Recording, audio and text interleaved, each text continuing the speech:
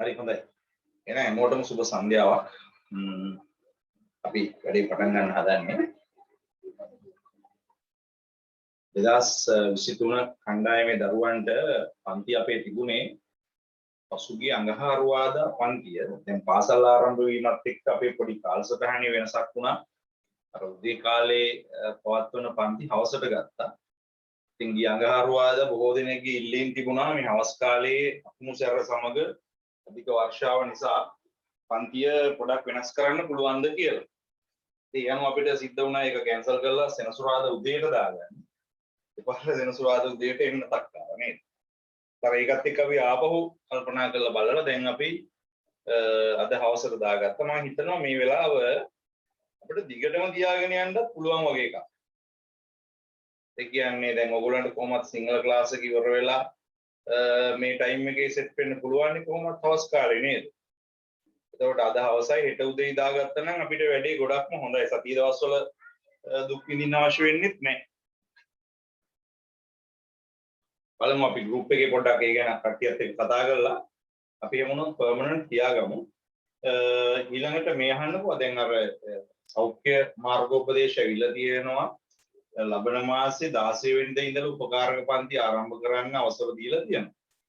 එතකොට ඒකත් එක්ක පන්ති ආරම්භ වෙයි නේද 16න් පස්සේ.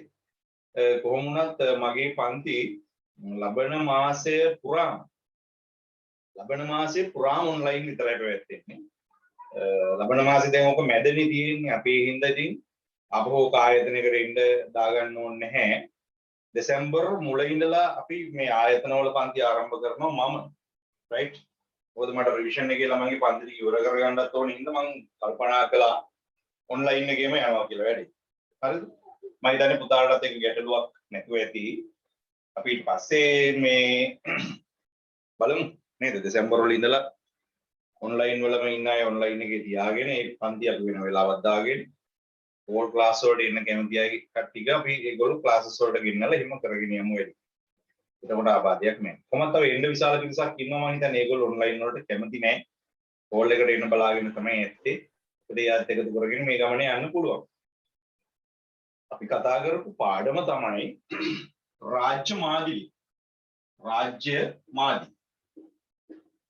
රාජ්‍ය මාදිලි. State models. රාජ්‍ය මාදිලි කියන පාඩම. මගේ මතකයේ හැටියට අපි මොඩල් දෙකක් කතා කළානේ. රාජ්‍ය මාදිලි දෙකක් සාකච්ඡා කළා. එහෙම නේද සංදීපනි? අපි මොකද්ද කතා කරපු දෙක මේ ගෝත්‍ර රාජ්‍යයයි නාගරික රාජ්‍යය නේද? හරිද මම?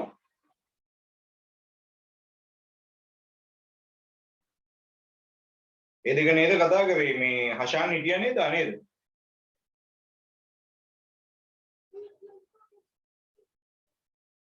අර චුට්ටක් කියන්න අන්තිමට කතා කරපු මාදිලිය කේෂාන් ගෝත්‍ර ඒ දෙක පළවෙනි දෙකද කතා කරේ?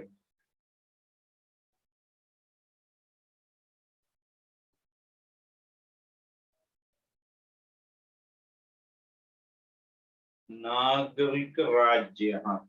හරි. එහෙනම් අපි අද ඊළඟ මොඩල් එකට යමු. නේද?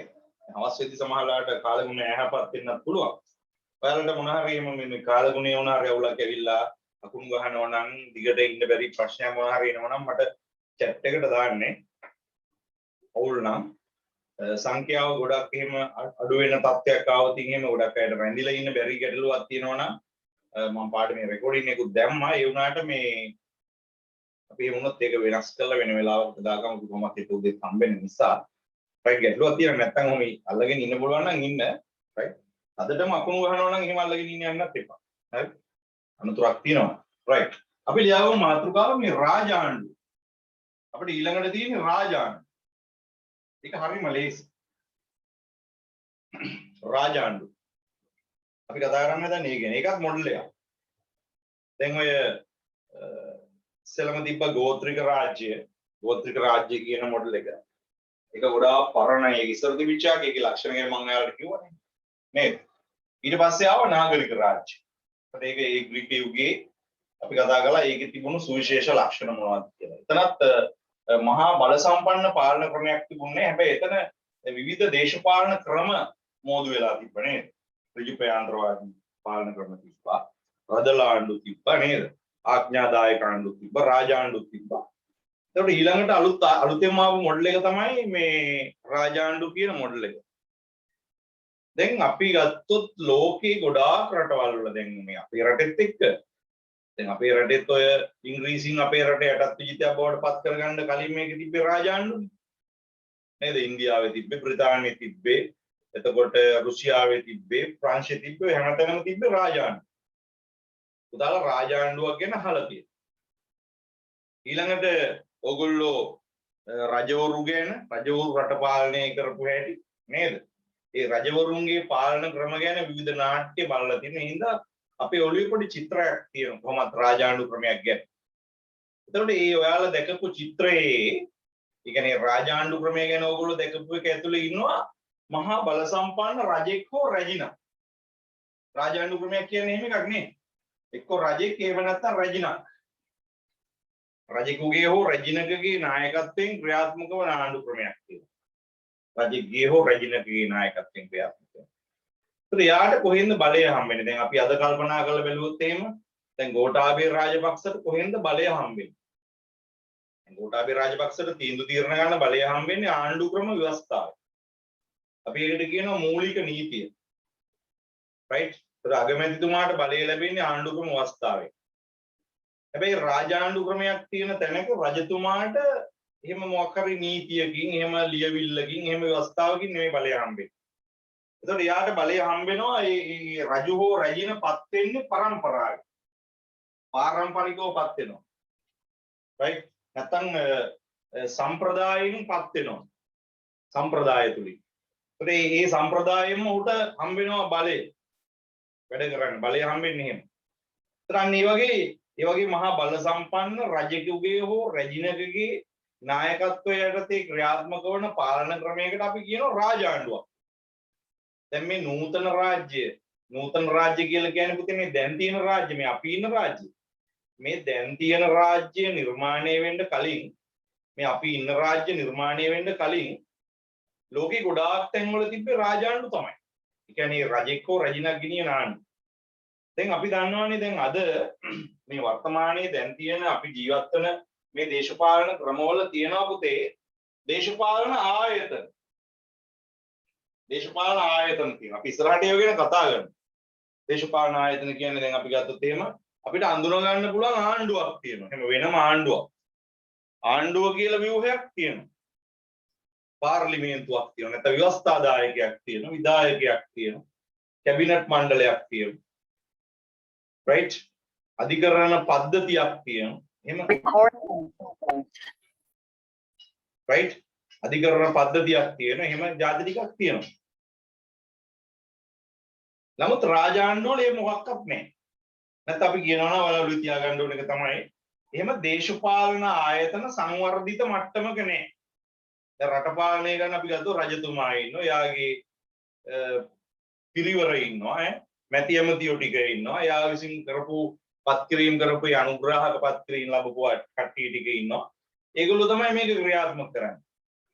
right? එතකොට එයා කරන වැඩවලට වළංගුභාවය ලැබෙන්නේ සම්ප්‍රදාය විසින්. අපි ඒකට කියන සුජාතභාවය කියලා. මම කලිනුත් කියලා දීලා තියෙනවානේ. වළංගුභාවය නේද? සුජාතභාවය.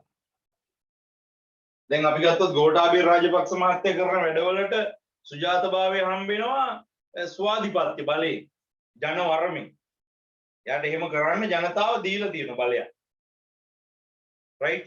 රජතුමාට එහෙම කරන්න සම්ප්‍රදායෙන් බලයක් දීලා තියෙනවා. සම්ප්‍රදායෙන් තමයි ඒක හම්බෙන්නේ. දැන් අද වර්තමානයේ දැන් මේ අපි ජීවත් වෙන රාජ්‍යයන් තියෙනවානේ. දැන් මේ අපි ජීවත් වෙන රාජ්‍යයන් වල අපිට රාජ්‍යයත් එක්ක තියෙන ගනුදෙනු. right? දැන් ඔයාලටයි මටයි අපි කට්ටියට රාජ්‍යයත් එක්ක තියෙන සම්බන්ධය ගනුදෙනුව තමයි අපි පුරවැසියෝ. අපිට තියෙන්නේ රාජ්‍ය හා පුරවැසියා අතර ගනුදෙනුව. අපි ඒක කතා කරමු ඉස්සරහට. රාජ්‍ය සහ පුරවැසියා අතර සම්බන්ධය. අපි කියන්නේ අපිට පුරවැසියෝ කියලා කියන්නේ. හරිද? දැන් මේ රාජාණ්ඩු ක්‍රමවල තියෙන පුරවැසිභාවය නෙමෙයි. පුරවැසිභාවය කියලා එකක් නෙමෙයි තියෙන්නේ. රාජාණ්ඩු ක්‍රමවල ඉන්නේ රජතුමා සහ යටත් වැසියා. රජතුමා සහ යටත් වැසියා. පුරවැසිභාවයේ වෙනුවට තියෙන යටත් වැසිභාවය. හරිද? ඒ වගේ නිකන් සරල කාරණානේ අපිට මතක තියාගන්න තියෙන්නේ. දැන් ඔය යටත් වැසියයි පුරවැසියයි කොහොමද අපි වෙන් කරගන්නේ දෙන්නම එකම වැසියනේ. යටත් වැසියයි කිව්වත් වැසිය පුරවැසියයි කිව්වත් වැසිය නේද? යටත් වැසියා කියන කෙනාගේ ලක්ෂණය තමයි එයාට තියෙනවා වගකීම් කියලා ජාස්. එයාට තියෙන වගකීම්. නැත්නම් එයාට තියෙන යුතුයකම්. වගකීම් යුතුයකම් විතරයි. පුරවැසියෝ එහෙම නෙවෙයි. පුරවැසියන්ට යුතුයකම්ුත් තියෙනවා. හැබැයි පුරවැසියන්ට තියෙනවා රාජ්‍ය විසින් ලබා දෙන දේශපාලන අයිතිවාසිකම්.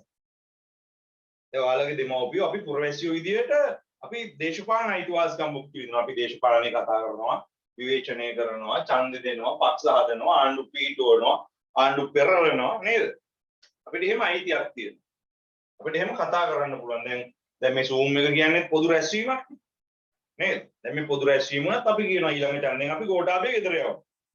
යවන එක යවනු කියලා අපි කියන බය නැතුව කියන. ඇයි? නේද? දැන් කාට හරි පුළුවන් ද එහෙම කිව්වා කියලා මාව ගෙනහිල්ලා දඩුවම් කරන්න. ඒක මම පුරවැසියෙක්. මම රාජ්‍ය පුරවැසියෙක් ඉඳ මට දේශපාලන අයිතිවාසිකම් තියෙනවා. ඔයාලටත් තියෙනවා. ගෙදර ඉස්සරහා ඕනනම් බෝඩ් එකක් ලියලා අලවන්න පුළුවන්. ඊළඟ ඡන්දෙදී ගෝඨාභය අනිවාර්යෙන් ගෙදර යවනු ලැබේ කියලා. ප්‍රශ්නයක් නැහැ. කවුරුරේ වෙලෙහොත් ඇයි මේක අලවගෙන ඉන්නේ? ඒක අපේ පුරවැසියෙක්ගේ තියෙන අයිතිය. දැන් රාජාණ්ඩු ක්‍රමයක් තියෙන තැනක යටත් වැසියෙකුට පුළුවන් ද කොහේදී හරි කියන්න මම රජතුමා පන්නනවා කිය. කිව්වොත් මොකද වෙන්නේ? කිව්වොත් උන්ද ඊට පස්සේ නම් මරලා දාන්න. ඇයි? යටත් වැසියන්ට දේශපාලනය කරන්න අයිතියක් නැහැ. යටත් වැසියයි කියන්නේ එයාට තියෙන වගකීම්. එයාට රජු වෙනුවෙන්, රාජ්‍ය වෙනුවෙන්, පාලකයා වෙනුවෙන්, රදලයා වෙනුවෙන් වගකීම් තියෙනවා කරන්න. රයිට්? මොනවා හරි රජතුමා පවරපු කාර්යයක් තියෙනවා අන්න ඒක ඉටු කරන්න පුළුවන්. දැන් විශේෂයෙන්ම අපි ගත්තොත් දැන් රාජාණ්ඩු ක්‍රමයක් තියෙනකොට දැන් ගොඩක් තැන්වල රාජාණ්ඩු ක්‍රම තිබ්බනේ. එතකොට සාමාන්‍යයෙන් සැලකෙන්නේ දැන් මේ බලයේ උල්පත රජු. ඒ කියන්නේ ස්වාධිපත්‍යයේ පරමාධිපත්‍යයේ උල්පත රජතුමා. පැහැදිලි? යාගෙන් තමයි බලය එන්නේ. යා තමයි බලය පවර්ලා දෙන්නේ කට්ටිය. හැබැයි දැන් තියෙන එහෙම වෙන්නේ නේ. දැන් බලය පරමාධිපත්‍ය බලය ජනතාවගේ අපි. ගෝඨාභයටත් බලය දීලා තියෙන්නේ අපි. පාර්ලිමේන්තුවටත් බලය දීලා තියෙන්නේ අපි. ශ්‍රේෂ්ඨාධිකරණය නඩුව අහන්නේත් අපේ බලය. අධිකරණ බලය තියෙන්නේ අපි. පැහැදිලි? මහ ජනතාව තමයි බලයේ අයිතිකාරයෝ. පාලකයෝ නෙමෙයි. දැන් රාජාණ්ඩු ක්‍රමවල එහෙම නැහැ. බලයේ උල්පත බවට රජුපත් වෙනවා. පැහැදිලි? ඒ නිසා මිනිස්සුන්ට තියෙන යටත් වීම ඇර ප්‍රශ්න කරන්න බෑ. රාජාණ්ඩු ක්‍රමවල තියෙන සීන් එක යටත් වෙන්න විතරයි පුළුවන් ප්‍රශ්න කරන්න බෑ. හරිද? ඉතින් ඒ නිසා මේ පාලනය පුතේ මේ අහන්න මේ පාලනය අසීමිත පාලනයක්. මේ අහන්න අසීමිත පාලනයක්. මේ පාලනය අසහාය පාලනයක්. මේ පාලනය හිතුවක්කාර පාලනයක්. මේක ආඥාදායක වගේ පාලනයක්. දඩබ්බරයි මේ පාලනය. ඒ රජතුමා හොඳ නම් ඉතින් හොඳයි. රජතුමා නරක කෙනෙක් වුණොත් පාලනය ආඥාදායකයි දඩබ්බරයි. එහෙම ඒකාධිපති ක්‍රමයකට යන්න පුළුවන්. මේ වගේ පාලන ක්‍රමයක් ඇතුලේ මිනිස්සුන්ට නෑ නිදහස්. මිනිස්සුන්ට නෑ නිදහස්. හොඳට මතක තියාගන්න මම මේ කියන එක අපි මේ දේශපාලනයේදී විශ්වාස කරන දෙයක් තමයි අපිට සතුටින් ඉන්න නම් ප්‍රධාන වශයෙන්ම තියෙන්න ඕනේ නිදහස. අපි හිතනවා අපිට නිදහස තියෙනවා නම් අපිට ඕන දෙයක් කරගන්න පුළුවන්. يعني අපිට අපේ යහපත හොයාගන්න පුළුවන් නිදහස තියෙනවා. හරිද? ඉතින් නිදහස ඇති කරන්න නම් මහා බල සම්පන්න පාලනයක් තිබිලා බෑ. හැබැයි රාජාණ්ඩු ක්‍රමවල තියෙන මහා බල සම්පන්න පාලනයක්, අසීමිත පාලනයක්, අසහාය පාලනයක්. ඒක අපිට නිදහසක් නෑ. මිනිස්සුන්ට නිදහසක් තිබුණේ නෑ. රයිට්? ඒ නිසා රාජාණ්ඩු ක්‍රමවල මිනිස්සු එහෙම සැපවත් ජීවිත ගත කරා කියලා අපිට කියන්නත් බෑ. හරිද? දීර්ඝ කාලයක් අවුරුදු 10 ගණන් තිබ්බා. දැන් අපේ රටේ බලන්න ඕනේ අවුරුදු 1000 ගණන් නේද? මේ අපේ රාජාණ්ඩු ඉතිහාසයේ නේද? ලොකු කාලයක්. රජවරු 180 ගණනක් නේ. 10 ගණන් නෙවෙයි. ඊට වඩා ගොඩක් කල්. රජවරු 180 ගණන් මේක පාලනය කළා. ඒ දිගටම රාජාණ්ඩු ක්‍රමයක් සම්ප්‍රදායෙන් තාත්තගේ පුතාට මේ ක්‍රමයට ගලාගෙන ආවා. හරිද? නොහොම මොඩල් එකක් හැමතැනම තිබුණා. මම හිතන්නේ ඒක කාටත් තේරෙනවා. ඒක මම ආයේ අමුතුවෙන් තේරුම් කරන්න යන්න අවශ්‍ය නැහැ. දැන් මේ රජවරු මාර සැප විඳිනවා. රජවරුන්ට තිබ්බ අපිට නැති පුදුමාකාර අයිතිවාසිකම් නේ. සාමාන්‍ය මිනිස්සු විදියේ දුගී පැල්පත්වල නේද මුළු රාජ්‍යයේම තියෙන භූමිය, ඒ භූමියේ තියෙන සම්පත්, ඒ භූමියේ තියෙන වටිනා කියන දේවල් රජුරුන්ටනේ අයිති. ඒතර මිනිසුන්ට වගකීමක් තිබ්බා තමන්ගේ රජුරුව ආරක්ෂා කරගන්න. එහෙම තමයි තිබ්බේ. රජවරුන්ට තිබ්බ සෑහෙන අයිති. ඒ දේවල් ආරක්ෂා කරන්න ඉදිරිපත් වෙච්ච මතවාදයක් තිබුණා. අපි ඒකට කියනවා දේවවරම් වාදය. මම ඉස්සෙල්ලා කිව්වනේ දේවවරම් වාදය. මේ අහන්න පුතේ දේවවරම් වාදය කියලා එකක් තිබ්බා. දේවවරම් වාදය කියලා. අපි ඉස්සරහට ඒව ගැන කතා කරනවා. මේ පාඩමේදීම අපිට තැනකදී හම්බ වෙනවා. දැන් ඒකෙන් කිව්ව මොකක්ද දන්නවද? මේ දේවවරම් වාදයෙන් ඉගැන්වුවේ රජතුමා දෙවියන්ගේ නිර්මාණයක්. කියන්නේ මේ රජුරෝ නිර්මාණය කරලා තියෙන්නේ දෙයියෝ. ඒතර මේ රජුරෝන්ට මේ වරප්‍රසාද මේ අයිතිවාසිකම් මේ සැප සම්පත් දීලා තියෙන්නේ දෙවියන්. දිව්‍යමය අයිති. පැහැදිලි? එතකොට මේ රජතුමා මේ ක්‍රියාත්මක කරන්නේ දිව්‍යමය නීතිය. මේක ඇවිල්ලා දෙවියන්ගේ. දෙවියෝ තමයි මේ ඕඩර් එක දීලා තියෙන්නේ. මේ අපෝ පාලනය කරන්න රජුරෝ ඒවේ දෙයියෝ. ඒ නිසා මිනිසුන්ගේ ඔළුවට අදහසක් දැම්මා අපි දෙවියන්ට කරන ගෞරවයක් ලෙස මේ රජුරවන්ට අවනත වෙන්න ඕන. නිසා රජුරවන්ගේ සැප සම්පත් වලට ඉර්ෂ්‍යා කළ වැඩක් නැහැ. ඒවා දිව්‍යමය අයිතීන්. ඒ රජතුමාට ඒවා අයිති. පැහැදිලි? අපි රජතුමාට අවනත වෙන්න ඕන. අපි යාට යටත් වෙන්න ඕන. රජතුමාට එරෙහි වෙනවා කියන්නේ ඒක දෙවියන්ට කරන ගෞරවයක්. දෙවියන්ට එරෙහි වීම. right? අපිට දඬුවම් කරන්න තමයි රජුරෝ එවලා තියෙන්නේ. අපිට අයිතියක් නැහැ රජුරොන්ට එරෙහිව නැගිටින්න. රජතුමා ගැන දෙයියෝ බලා ගන්න. එයා වැරදි කරොත් ඒ ගැන දෙයියෝ බලා ගන්න. දැන් ඔයාලා හොඳටම දන්නනේ මම ගිය සතියවල කිව්වනේ දෙයියෝ කියලා කෙනෙක් නෑ කියලා. නේද? ඒතර ඒකෙන් කියවෙන්නේ මොකද්ද? මේ දේවවරම් වාදයේ කියන මතවාදයේ හින්දා රජතුමාට මාර chance එකක් නේ හම්බුනේ ඇයි? රජතුමා කාටවත් වගේ කියන්නෙත් නෑ, උත්තර දෙන්නෙත් නෑ, යටත් වෙන්නෙත් නෑ. එයාට ඕනි තරම් සැප සම්පත් විඳින්න පුළුවන්. පැහැදිලි? හොඳට මතක තියාගන්න. ඒ නිසා මේ අර ওই දෙවියන් පිළිබඳ විශ්වාසය සහ දේවවරම් වාදයේ යුරෝපයේ පැතිරිලා තිබුණු නිසා සම්පූර්ණයෙන්ම රජවරු සෑහෙන වරප්‍රසාද වින්දා. කියන්නේ රාජාණ්ඩු ක්‍රම දීර්ඝ කාලයක් තිබ්බා. සමාජය තුළ තිබ්බේ වැඩවසම් සමාජයක් තිබ්බේ. වැඩවසම් සමාජයක් කියන්නේ මිනිස්සු ඔය භාණ්ඩ හොමාරු කරගෙන, ශ්‍රමය හොමාරු කරගෙන, පැහැදිලි? තමන්ගේ ආසන්නම ප්‍රධානියාගෙන් ඉඩම් කෑල්ල ලැබෙන්නේ ඒකේ වැඩ කරගෙන. අන්න එහෙම ජීවිතයක් ගත කරනවා. ඉතින් ඔය වගේ මොඩල් එකක් තිබ්බා. දැන් ඒතර පුතාලගේ ඔළුවේ තියෙන මොඩල් තුනක් ගෝත්‍රික රාජ්‍ය කියලා මොඩල් එකක් තිබ්බා. ඊට පස්සේ නාගරික රාජ්‍ය කියලා මොඩල් එකක් තිබ්බා. ඊට පස්සේ මේ රාජාණ්ඩු කියලා මොඩල් එකක් තිබ්බා. දැන් අපේ රටේ නම් රාජාණ්ඩු ක්‍රමයේ ඉවරුනේ 1815. වැඩි ඈතක නෙමෙයිනේ. අවුරුදු 200ක් වගේ. නේද? ඒ වගේ කාලෙකින් ඉවර වෙලා තියෙන්නේ. අදත් කොළඹ ජාතික කෞතුකාගාරයේ තියෙනවා රාජසිංහ රජතුමාගේ සිංහාසනේ. විසුණු වහන්සේ ඇඳපු ඇඳුම්, රජ ඇඳුම් ඒගොල්ලෝගේ තිච්ච ආයුධ රොමෙව තියෙනවා. ඒ කියන්නේ අපිට ඇත්තටම පිළිගන්න පුළුවන් භෞතික සාක්ෂි තියෙනවා රජ කෙනෙක් හිටියා කියලා. අපිට අර සීගිරි ගල මුදලට ගියත් අපිට පේනවා කාශ්‍යප කොච්චර ජොලිය ඉන්නේ නැද්ද කියලානේ. මාලිගාව හදාගෙන ඒ වගේ ගලක් උඩ නේද? ඒ ගල උඩත් අර වගේ වතුර මල් ගහගෙන වටේ හොඳට ආරක්ෂාව මේව කරගෙන නේද? අන්තපුර විසෝරු තියාගෙන එමෙ හිටියා. රාජාණ්ඩු ක්‍රම ක්‍රියාත්මකුනේ එහෙම. හරිද? එතකොට අපි යන්නේ කියන්නේ පොඩි සටහනක් දාගමු. ඒකත් මොඩල් එක. චූටි සටහනක් ලියවෙන්නේ. ලොකු දෙයක් නෑ. හරිද? මාතෘකාව ලියා ගන්න පුතේ රාජාණ්ඩු කියලා. මොනාර ගැටලුවක් තිබ්බොත් chat එකට දාන්න මම ඊට පස්සේ උත්තරයක් දෙන්නම්. මාතෘකාව ලියා ගන්න රාජාණ්ඩු. හරිද? කියලා ලියලා තියන්නේ මෙහෙම.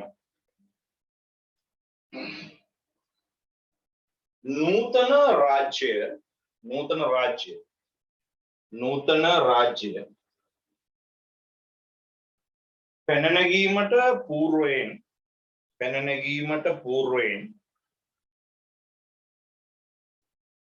පැන නැගීමට పూర్වයෙන් බොහෝ ප්‍රදේශවල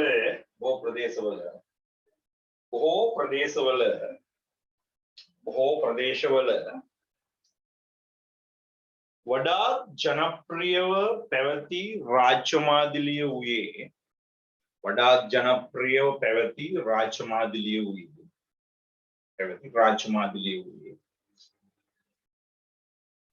රාජාණ්ඩු ක්‍රමයයි. සර් බොහෝ ප්‍රදේශවල රාජාණ්ඩු ක්‍රමය. සර් බොහෝ රාජාණ්ඩු ක්‍රමයයි. අසහාය බලති මොකද්ද බොහෝ ප්‍රදේශවල මොකද අපෝ කියන්නේ බොහෝ ප්‍රදේශවල පැවතියේ රාජාණ්ඩු ක්‍රමයයි. රාජාණ්ඩු ක්‍රමයයි.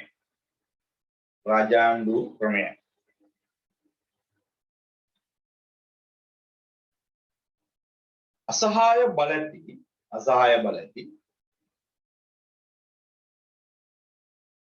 රජෙකුගේ හෝ රජිනකගේ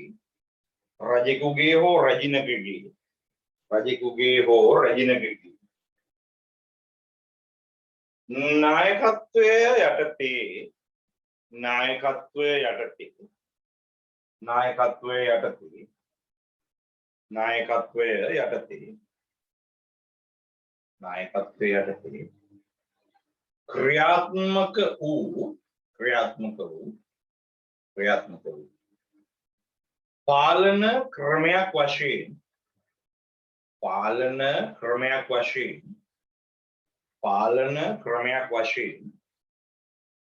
පාලන ක්‍රමයක් වශයෙන් මෙය හැඳින්විය හැකියි.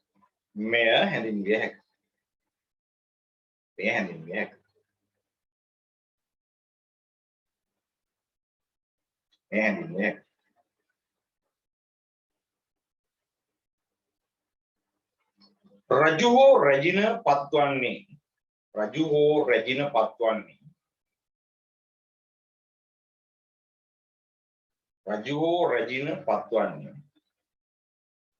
පරම්පරාවෙනි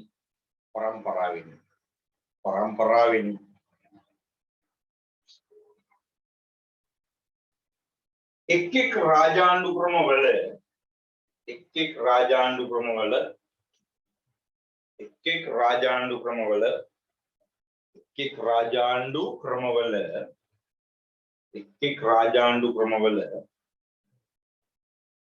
ඊට අදාළ සම්ප්‍රදායන් පැවතුණි.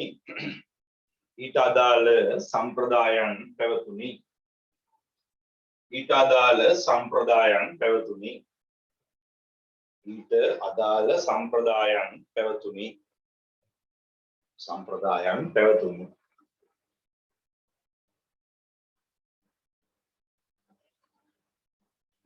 ඔහුගේ බලතලද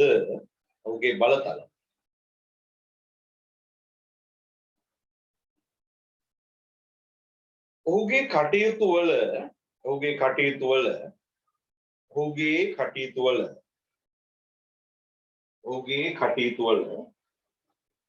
කටයුතුවල සුජාත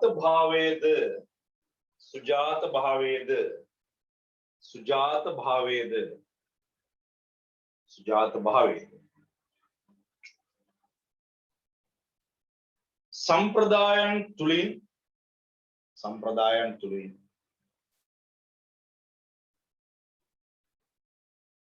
තීරණය විය.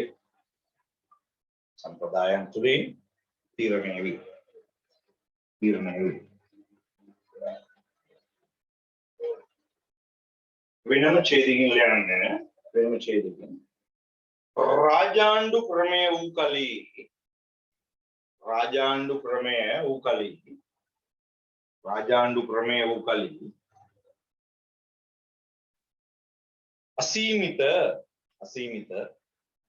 අසීමිත අසහාය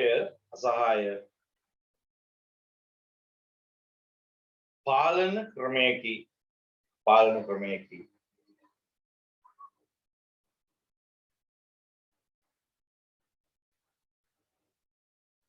සියලු පාලන බලතල සියලු පාලන බලතල සියලු පාලන බලතල සියලු පාලන බලතල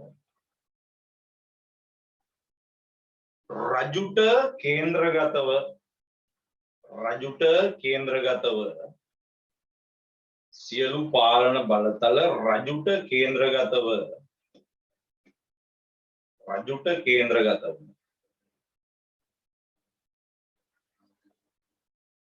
පැවතියේ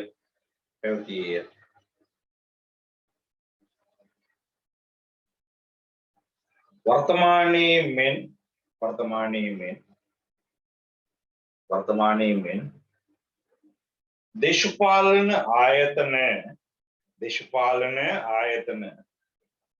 දේශපාලන ආයතන සංවර්ධිත මට්ටමක නොවිය. දේශපාලන ආයතන සංවර්ධිත මට්ටමක නොවිය.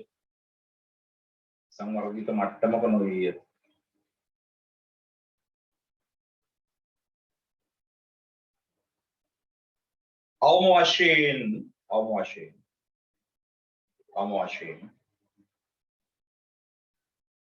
ආණ්ඩුව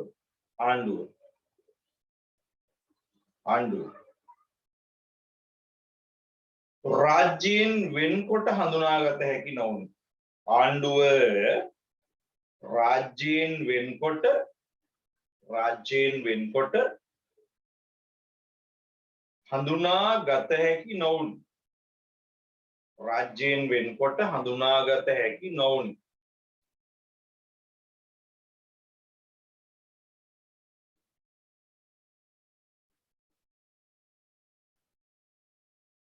right වෙනම ඡේදකින් ලියන්න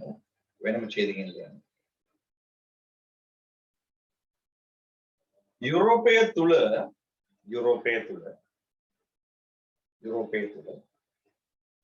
පැතිරී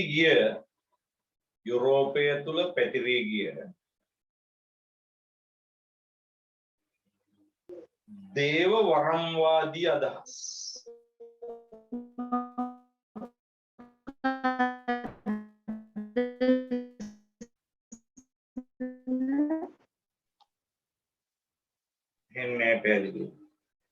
යුරෝපය තුල පැතිර ගිය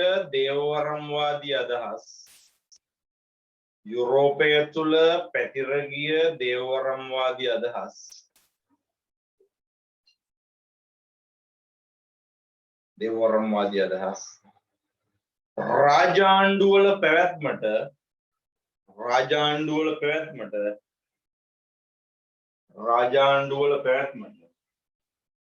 රාජාණ්ඩුවල පැවැත්මට විශාල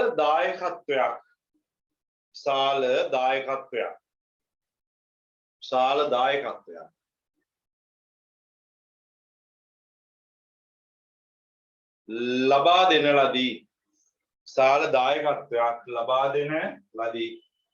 යුරෝපය තුල පැතිරී ගිය දේවවරම්වාදී අදහස්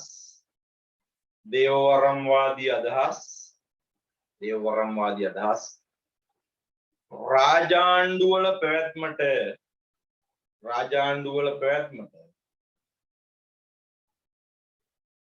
විශාල දායකත්වයක්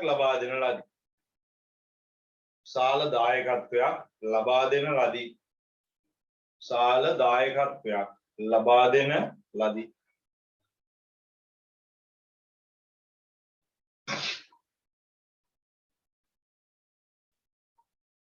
එම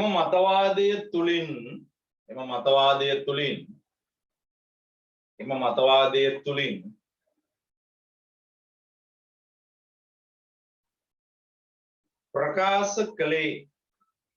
ප්‍රකාශ කළේ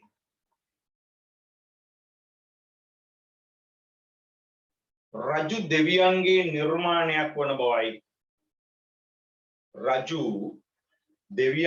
නිර්මාණයක් වන බවයි.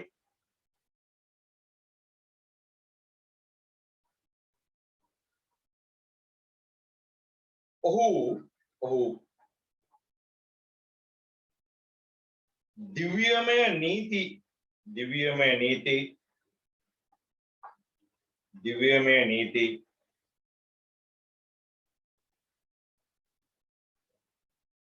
क्रियात्मक करන අතර, क्रियात्मक කරන අතර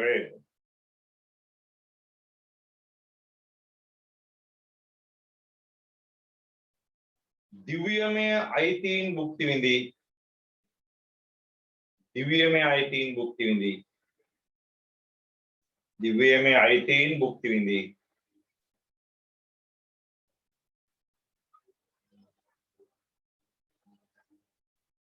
රජු වග කියන්නේ දෙවියන් වහන්සේටය. රජු වග කියන්නේ දෙවියන් වහන්සේටය.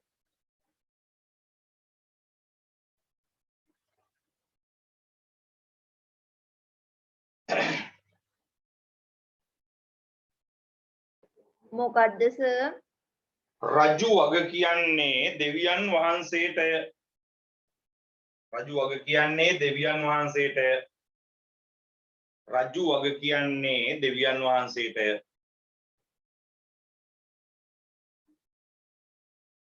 දෙවියන් වහන්සේටය.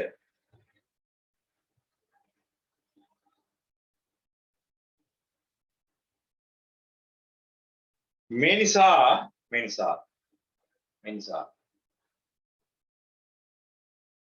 රජවරුන්ගේ බලය, රජවරුන්ගේ බලය, රජවරුන්ගේ බලය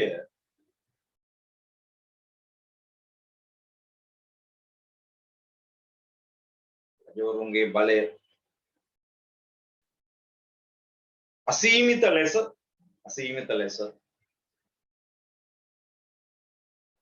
ඉහළ ගියේය. අසීමිත ලෙස ඉහළ ගියේය.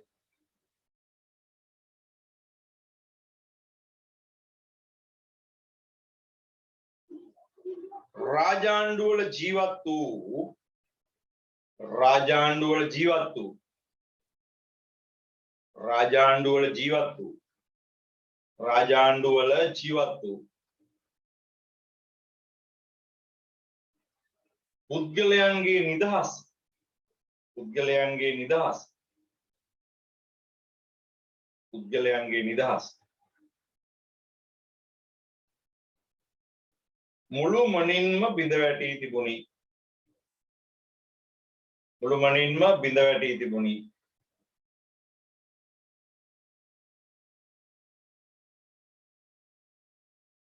right? වෙනම ඡේදකින් ලියන්න. වෙනම ඡේදකින් වර්තමානයේ මෙන් වර්තමානයේ මෙන් වර්තමානයේ මෙන් වර්තමානයේ මෙන් පුරවැසියා පිළිබඳ සංකල්පයක්, පුරවැසියා පිළිබඳ සංකල්පයක්, සංකල්පයක් රාජාණ්ඩු ක්‍රමවල නොතිබුණි. රාජාණ්ඩු ක්‍රමවල නොතිබුණි. රාජාණ්ඩු ක්‍රමවල නොතිබුණි. නොතිබුණි. එහි පැවතියේ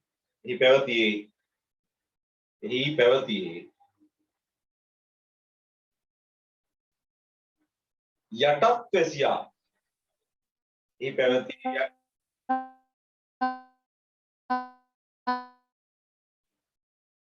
යටත් වැසියා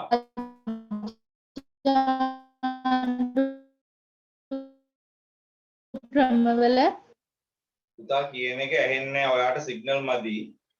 ඒ නිසා ඇහෙන්නේ නැහැ. අපි නෝට් එක අපි මේ ලියලා වුණාට පස්සේ අපි හොඳට ලියපු නෝට් එක ගෲප් එකට දාන්නම්. දැනට ඔයාලට යමක් ඇහුම් නැතොත් ඒ තැනට හිස්තැනක් තියාගෙන යන්න. කරන්ට් එක යන්න වගේ ඩිම් වෙලා ආපහු වරි. සපෝට් බඩුවම. මේ දැන් කාලුණ ඇහැපත් වෙලා තියෙන්නේ. හරිද? ඒ දැන් ඇහෙන්නේ නැති දරුවෝ හැමෝම මේ පොඩ්ඩක් ඇහෙන්නේ නැති කියන්නේ ඔය තනින් තන පොඩ්ඩක් කැඩි කැඩි ඇහෙන ගතියක් එනවා නේද? මේ අවුලක් නෑ. මගේ සිග්නල් වල මොනවත් ප්‍රශ්නයක් නෑ. නමුත් ඔයාලට පොඩි අවුලක් තිබ්බොත් එහෙම වෙනවා නේ. එතකොට හිස්තන පොඩ්ඩක් තියන් යන්න. එතකොට අපි නෝට් එක ගිහුවාම මේක කරමු. හරි? දැන් කොලේක ලියලා නම් පස්සේ පොතක ලිව්වත් කමක් නැහැ. මේ මට චුට්ටක් මේ ඒක ආපහු කියවන්න මේ සුපිවි. එහි පැවතියේස ඒ පැවතියේ යටත් වැසියා. ඒ පැවතියේ යටත් වැසියා. පිළිබඳ සංකල්පයයි. පිළිබඳ සංකල්පයයි.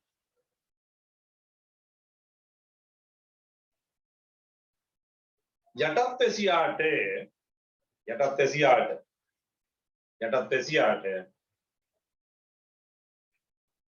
දේශපාලන අයිතිවාසිකම් කිසිවක්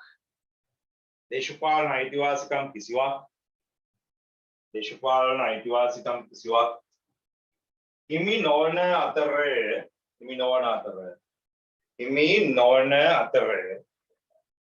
අතර වගකීම් පමණක්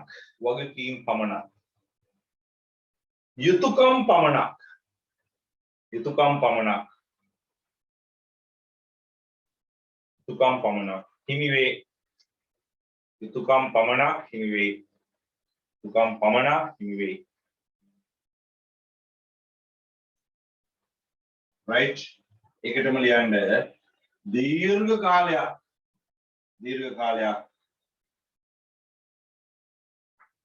රාජාණ්ඩු මාදිලිය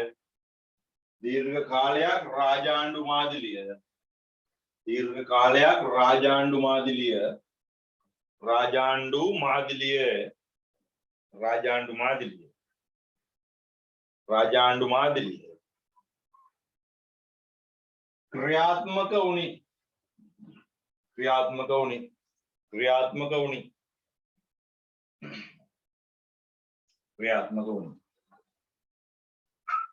හරි ඒක පැහැදිලිනේ. ඒක සරලයිනේ. ඒක කාටවත් අවුලක් නැහැ. right chat එකේ මොනවද නැහැ නේද? මොනවද දාලා තියෙන්නේ?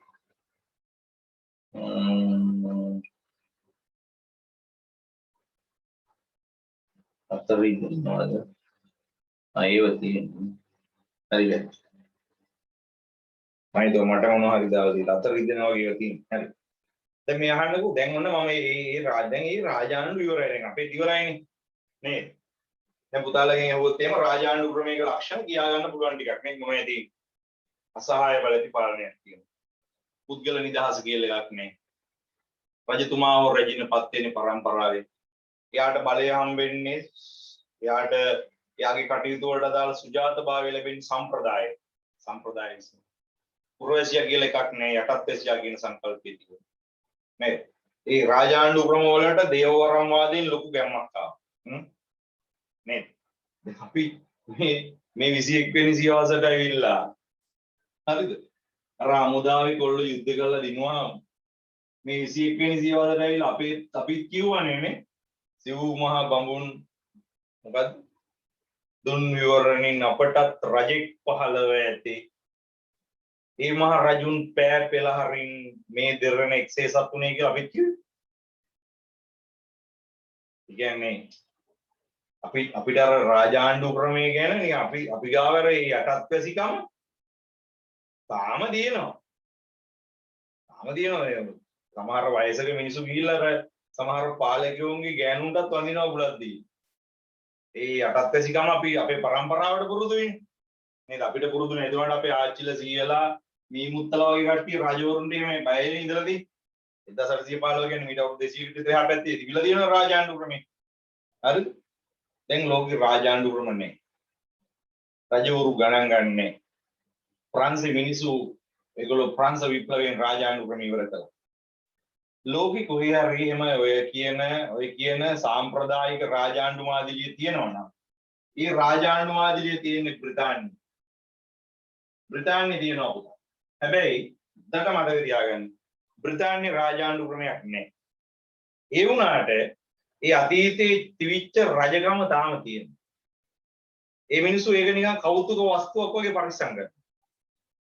බ්‍රිතාන්‍ය රැජිනක් ඉන්නවා ඔයගොල්ලෝ අහලා තියෙනව නේද? බ්‍රිතාන්‍ය රැජිනක් ඉන්නවා. හරිද? හැබැයි රැජිනට බලයක්. අපි ඉස්සරහට ඔයගොල්ලන්ට කියලා දෙනවා බ්‍රිතාන්‍ය ඔයගොල්ලන්ට ඉගෙන ගන්න තියෙන පාඩමක්. කතාවක් තියෙනවා රජින රජ කරයි රට පාලනය නොකරයි. රජින රජ කරයි රට පාලනය නොකරයි. රජින රජ කරගෙන ඉන්නවා. රට පාලනය කරන්න වෙන කට්ටිය. හරිද? හැබැයි ඒ වුණාට ඒ රටේ රජමාලිගාවක් තියෙනවා, බකින්හෑම් මාලිගය තියෙනවා. ඒ රාජකීය සම්පත් තියෙනවා. රජ කිරුළු පළදිනවා, රජ පැටව ඉපදෙනවා. නේද? මුතු මැණික් ඒවා තියෙනවා. රජින කියන්නේ දැන් බලන්න ඔය දැන් ඉන්න දෙවන එලිසබෙත් රජින හරිද? ඔය දෙවන එලිසබෙත් රජින ඔය කෙල්ල අවුරුදු 22කින් විතර රජ වුණේ. දැන් අවුරුදු මගේ හිතේ අවුරුදු 88ක් විතර වෙනවා දැන්. අවුරුදු 68ක් විතර රජකම කරලා තියෙනවා. බ්‍රිතාන්‍ය ඉතිහාසයේ වැඩිම කාලයක් ඔය රජකමේ හිටියේ එලිසබෙත්. ඊට කලින් ඉඳලා තියෙන වික්ටෝරියා රජින අවුරුදු 65.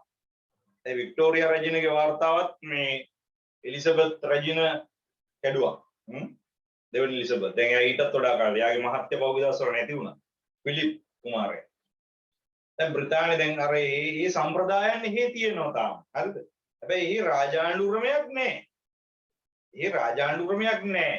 දැන් අර අපි ගත්තොත් එහෙම ගෙවල් වල නිකන් අර පරණ බඩු තියෙන මේ වගේ ඒගොල්ලෝ රටේ සල්ලි වියදම් කරලා ඒ සැප සම්පත් දීලා තියාගෙන ඉන්නවා නේද? ඒගොල්ලන්ට ආභරණයක් ඒ පරණ රාජාණ්ඩු ක්‍රමේ තාම තියෙන එක. ඒ බ්‍රිතාන්‍ය මිනිස්සු ඔක්කොම රජිනට ආදරේ. රජිනට පක්ෂපාතී. රජින කියන දේ අහනවා. හැමෝම රජින කියන දේ අහනවා. එමෙයක් තියෙන මේ සම්ප්‍රදාය. right? මිනිස්සු විශ්වාස කරන රජින වරදක් කරන්නේ නැහැ කියලා. ඒ තියෙන සම්ප්‍රදාය තමයි බාලයාට පෙර වැඩිමලාටත් ස්ත්‍රියට පෙර පුරුෂයාටත් රජකම උරුම වෙනවා. ඒ කියන්නේ ගෙදර දෙන්නෙක් ඉන්නවා නම් බාලයාට කලින් වැඩිමලාට රජකම දෙන්න ඕනේ. ස්ත්‍රියට පෙර පුරුෂයාට ගෑනු ළමයෙකුයි පිරිමි ළමයෙකුයි දෙන්නෙක් නම් ඉන්නේ පිරිමි ළමයාට. ඒ කියන්නේ අක්කයි මල්ලි නම් ඉන්නේ මල්ලි තමයි රජ වෙන්නේ. right? අක්කලා දෙන්නෙක් නම් ඉන්නේ ලොකු අක්ක රජ වෙන්නේ. දරුවන්ට රජකම යන්නේ. දැන් ওই දෙවෙනි එලිසබෙත් රජිනගේ පුතාට තමයි ඊළඟට රජකම තියෙන්නේ චාල්ස් කුමාරයා. ඉතින් චාල්ස් කුමාරයා ගෝ අනිත් කුමාරයා ගෝ ඔයගොල්ලෝ ටිකක් ආසත් වෙනවා නේද? වැඩි වයසකුත් නැහැ. චාල්ස් කුමාරයාට ඕන නම් දැන් අවුරුදු 70 75ක් විතර වෙනවා. 74ක් විතර. නේ? චාල්ස් කුමාරයාගෙන් පස්සේ එයාගේ රජකම උරුම වෙනවා එයාගේ පුතාට. විලියම් කුමාරයා. විලියම් කුමාරයාගෙන් පස්සේ එයාගේ පුතාට රජකම උරුම වෙනවා. right? ඔගේ මතකයේ හැටියට එඩ්වඩ් කුමාරයා. ඒ කියන්නේ පේනතෙක් මානේ රජිනක් නේ. ඔයගොල්ලන්ට ජීවිත කාලය රජිනක් බලන්න හම්බෙන්නේ. ජීවත් වෙලා හිටියොත් එලිසබෙත්ගෙන් පස්සේ චාල්ස් ජීවත් වෙලා හිටියොත් රජ වෙයි. ඊට පස්සේ විලියම්. එහෙම තමයි යන්නේ. බ්‍රිතාන්‍ය ආණ්ඩුව ක්‍රමය බලන්න. ඒක රාජාණ්ඩුව ක්‍රමය කියන්නේ මේ මාර සම්පත් ටිකක් තියෙනවා. දැන් ඔය මේ අපේ රටේ තිබ්බ 2013 පොදු රාජ්‍ය මණ්ඩලීය රාජ්‍ය නායක සමුළුව මෙහෙ තිබ්බා. දැන් පොදු රාජ්‍ය මණ්ඩලීය රාජ්‍ය නායක සමුළුවේ නායකයා බ්‍රිතාන්‍ය රජිනනේ. તો රජිනගේ පුතා වෙච්ච චාල්ස් කුමාරයා ලංකාවට ආවයි වෙලාවේ. හරිද? ඉතින් මේ ආපු වෙලාවේ චාල්ස් කුමාරයාගේ වැඩ කටයුතු කරන්න චාල්ස් කුමාරයාගේ වැඩ කටයුතු කරන්න කාර්ය මණ්ඩලයේ මගේ මතකයේ හැටියට 49ක් ආවා. යාළුවෝ කොහොමද එයාගේ වැඩ කරන්නේ ස්ටාෆ් එක 140ක් දුවේ දුන්නා. ඒ වගේ වැඩ කරා. හරිද? ඔකට ගන්න සැප සම්පන්න එයාගේ වැඩ කියන්නේ දැන් චාල්ස් කුමාරයා දැන් අවුරුදු 70 ගානනේ. අපි කවුරු කුමාරයා කිව්වද? චාල්ස් කුමාරයා දන්නේ නැහැලු තාම ටූත් පේස්ට් බ්‍රෂ් එකට ගන්න හැටි. දන්නේ නැහැලු ඒ කවදාත් එහෙම කරගෙන නැති වෙයි. චාල්ස් කුමාරයා දන්නේ නැහැලු කලිසම ඇඳලා මේ අර හක් එක දාගන්න. බෙල්ට් එක බැඳ ගන්න. එහෙම දන්නේ එයා. එයාට එහෙම අවබෝධයක් නැහැ. right? එයාගේ නෝන කැමිලා ආදිපාද වගේ. එයාට අර වගේම ස්ටාෆ් එකක් ඉන්නේ වැඩ කරන්නේ. උන්ට පඩි නැඩි ගෙවලා අනේ මාලිගා නඩත්තු කරලා වෙනම සත්වෝද්‍යාන වෙනම උද්‍යාන ඔක්කොම දීලා බ්‍රිතාන්‍ය මිනිස්සු මේක තියාගෙන ඉන්නේ. ඒක ඒගොල්ලන්ට ආභරණයක්. හරිද? ඒ කියන්නේ රාජාණ්ඩු ක්‍රමයක් පිළිබඳ ජීවමාන නටබුන් තියෙනවා ඒගොල්ලෝ. ලෝකේ කොහෙවත් නැහැ ආයේ. අනිත් තැන්වල ඉවරයි. අපි ගාව තියෙන අර කෞතුකාගාරේ තියෙන කඩු කෑල්ලයි, ඔටුනු කෑල්ලයි බඩු ටික විතරයි. අපේ රජවරු එළවල නැහැ. රජ පෙළපතත් ඉවරයි. ඉතින් රාජාණ්ඩු ක්‍රමය කියන්නේ පුතා එහෙම එකක් ඈ. අපිට ඉස්සරහදී මේව ගැන තව ඉගෙන ගන්න වෙනවා. හරිද? ඉතින් අපේ රටේ තිබ්බා. ඔයගොල්ලෝ මේ ගැන දන්නවා. හරි? ඒතර එහෙනම් දැන් ගෝත්‍රික රාජ්‍ය හරි. නාගරික රාජ්‍ය හරි රාජාණ්ඩු හරි ඒ ඔක්කොම රාජ්‍ය ස්ටේට් මොඩල්ස් රාජ්‍ය මාදිලි ඉස්සර කාලේ තිබිච්ච එක මාදිලි හරිද දැන් අපි ලියා ගන්න හදන ඊට වඩා ටිකක් වැදගත් මාතෘකාව ලියා ගන්න ලිබරල් ප්‍රජාතන්ත්‍රවාදී රාජ්‍ය ඊළඟ මොඩල් එක ලිබරල් ප්‍රජාතන්ත්‍රවාදී අනික කට්ටිය නැති එක අපරාධයක් මේක කතා කරන නිසා හරිද දැන් මොනවා හරි පන්ති කරන්න බාධාවක් තියෙනවා දැන් අපි ගත්තොත් මම දැක්ක ඔයාලා මැසේජ් කරගෙන යනවා එන්නත ගැන මම ඒ ඔයාලගේ මැසේජ් කරනකොට මම අනිත් පන්තියට මැසේජ් කරා ඔයාලගේ පන්තිය වෙනස් කළා මම උදේට දානවා මම දන්නවා දැන් මේක වෙනස් කරනවා කියලා ටක් ගාලා මම එයාලා උදේ 6ට දාගත්තා ඔයාලා හවසට ඇදගත්තා රයිට් දැන් ළමයි 5ක් 6ක් හරි කියනවා නම් අපිට වහිනවා එන ගහනවා මොකද ප්‍රශ්නය මම ඉතින් මේ පන්ති කරන්නේ ඒක පොඩ්ඩක් හෙට මෙහෙට කරනවා ඇයි පන්ති රේන ළමයි ඔක්කොම ඉන්නවා මොකද මේ හැමෝටම තියෙනවා බලාපොරොත්තුවක් නේ ඒක පාඩමක්වත් මිස් වෙනවද හොඳ නැහැ දැන් අද පන්ති වුණත් මම පටන් ගන්න කලින් ඔයගොල්ලෝ WhatsApp බැලුවොත් දන්නේ මම මැසේජ් එකක් දැම්ම නිකන් විනාඩි 15කට ඉස්සරට කලින් පන්ති තියෙනවා ඔයාලා සූදානම්ද කියලා සූදානම්ද කියලා මම මැසේජ් එකක් දැම්මා හරිද මම බබෝ මේ අපිත් මේ පොඩි අවුලක් වේගෙන වගේ එන්නේ ලයි දිමුණා ආයෙ හරි ගියා දැන් දෙසරයක් වුණා ඊළඟ සැරේ හම්බෙත් නැහැ හරිද right දැන් අපි මේක ගැන කතා කරමු මාතෘකාව ලියා ගන්න ලිබරල් ප්‍රජාතන්ත්‍රවාදී රාජ්‍ය ඊළඟ මොඩල් එක ඒක ඇවිල්ලා මේ දැන් තියෙන මොඩල් එකක් කතා කරන්න ලිබරල් ප්‍රජාතන්ත්‍රවාදී රාජ්‍ය right ඒක ටිකක් කතා කරමු ටිකක් මේ අහන්නකෝ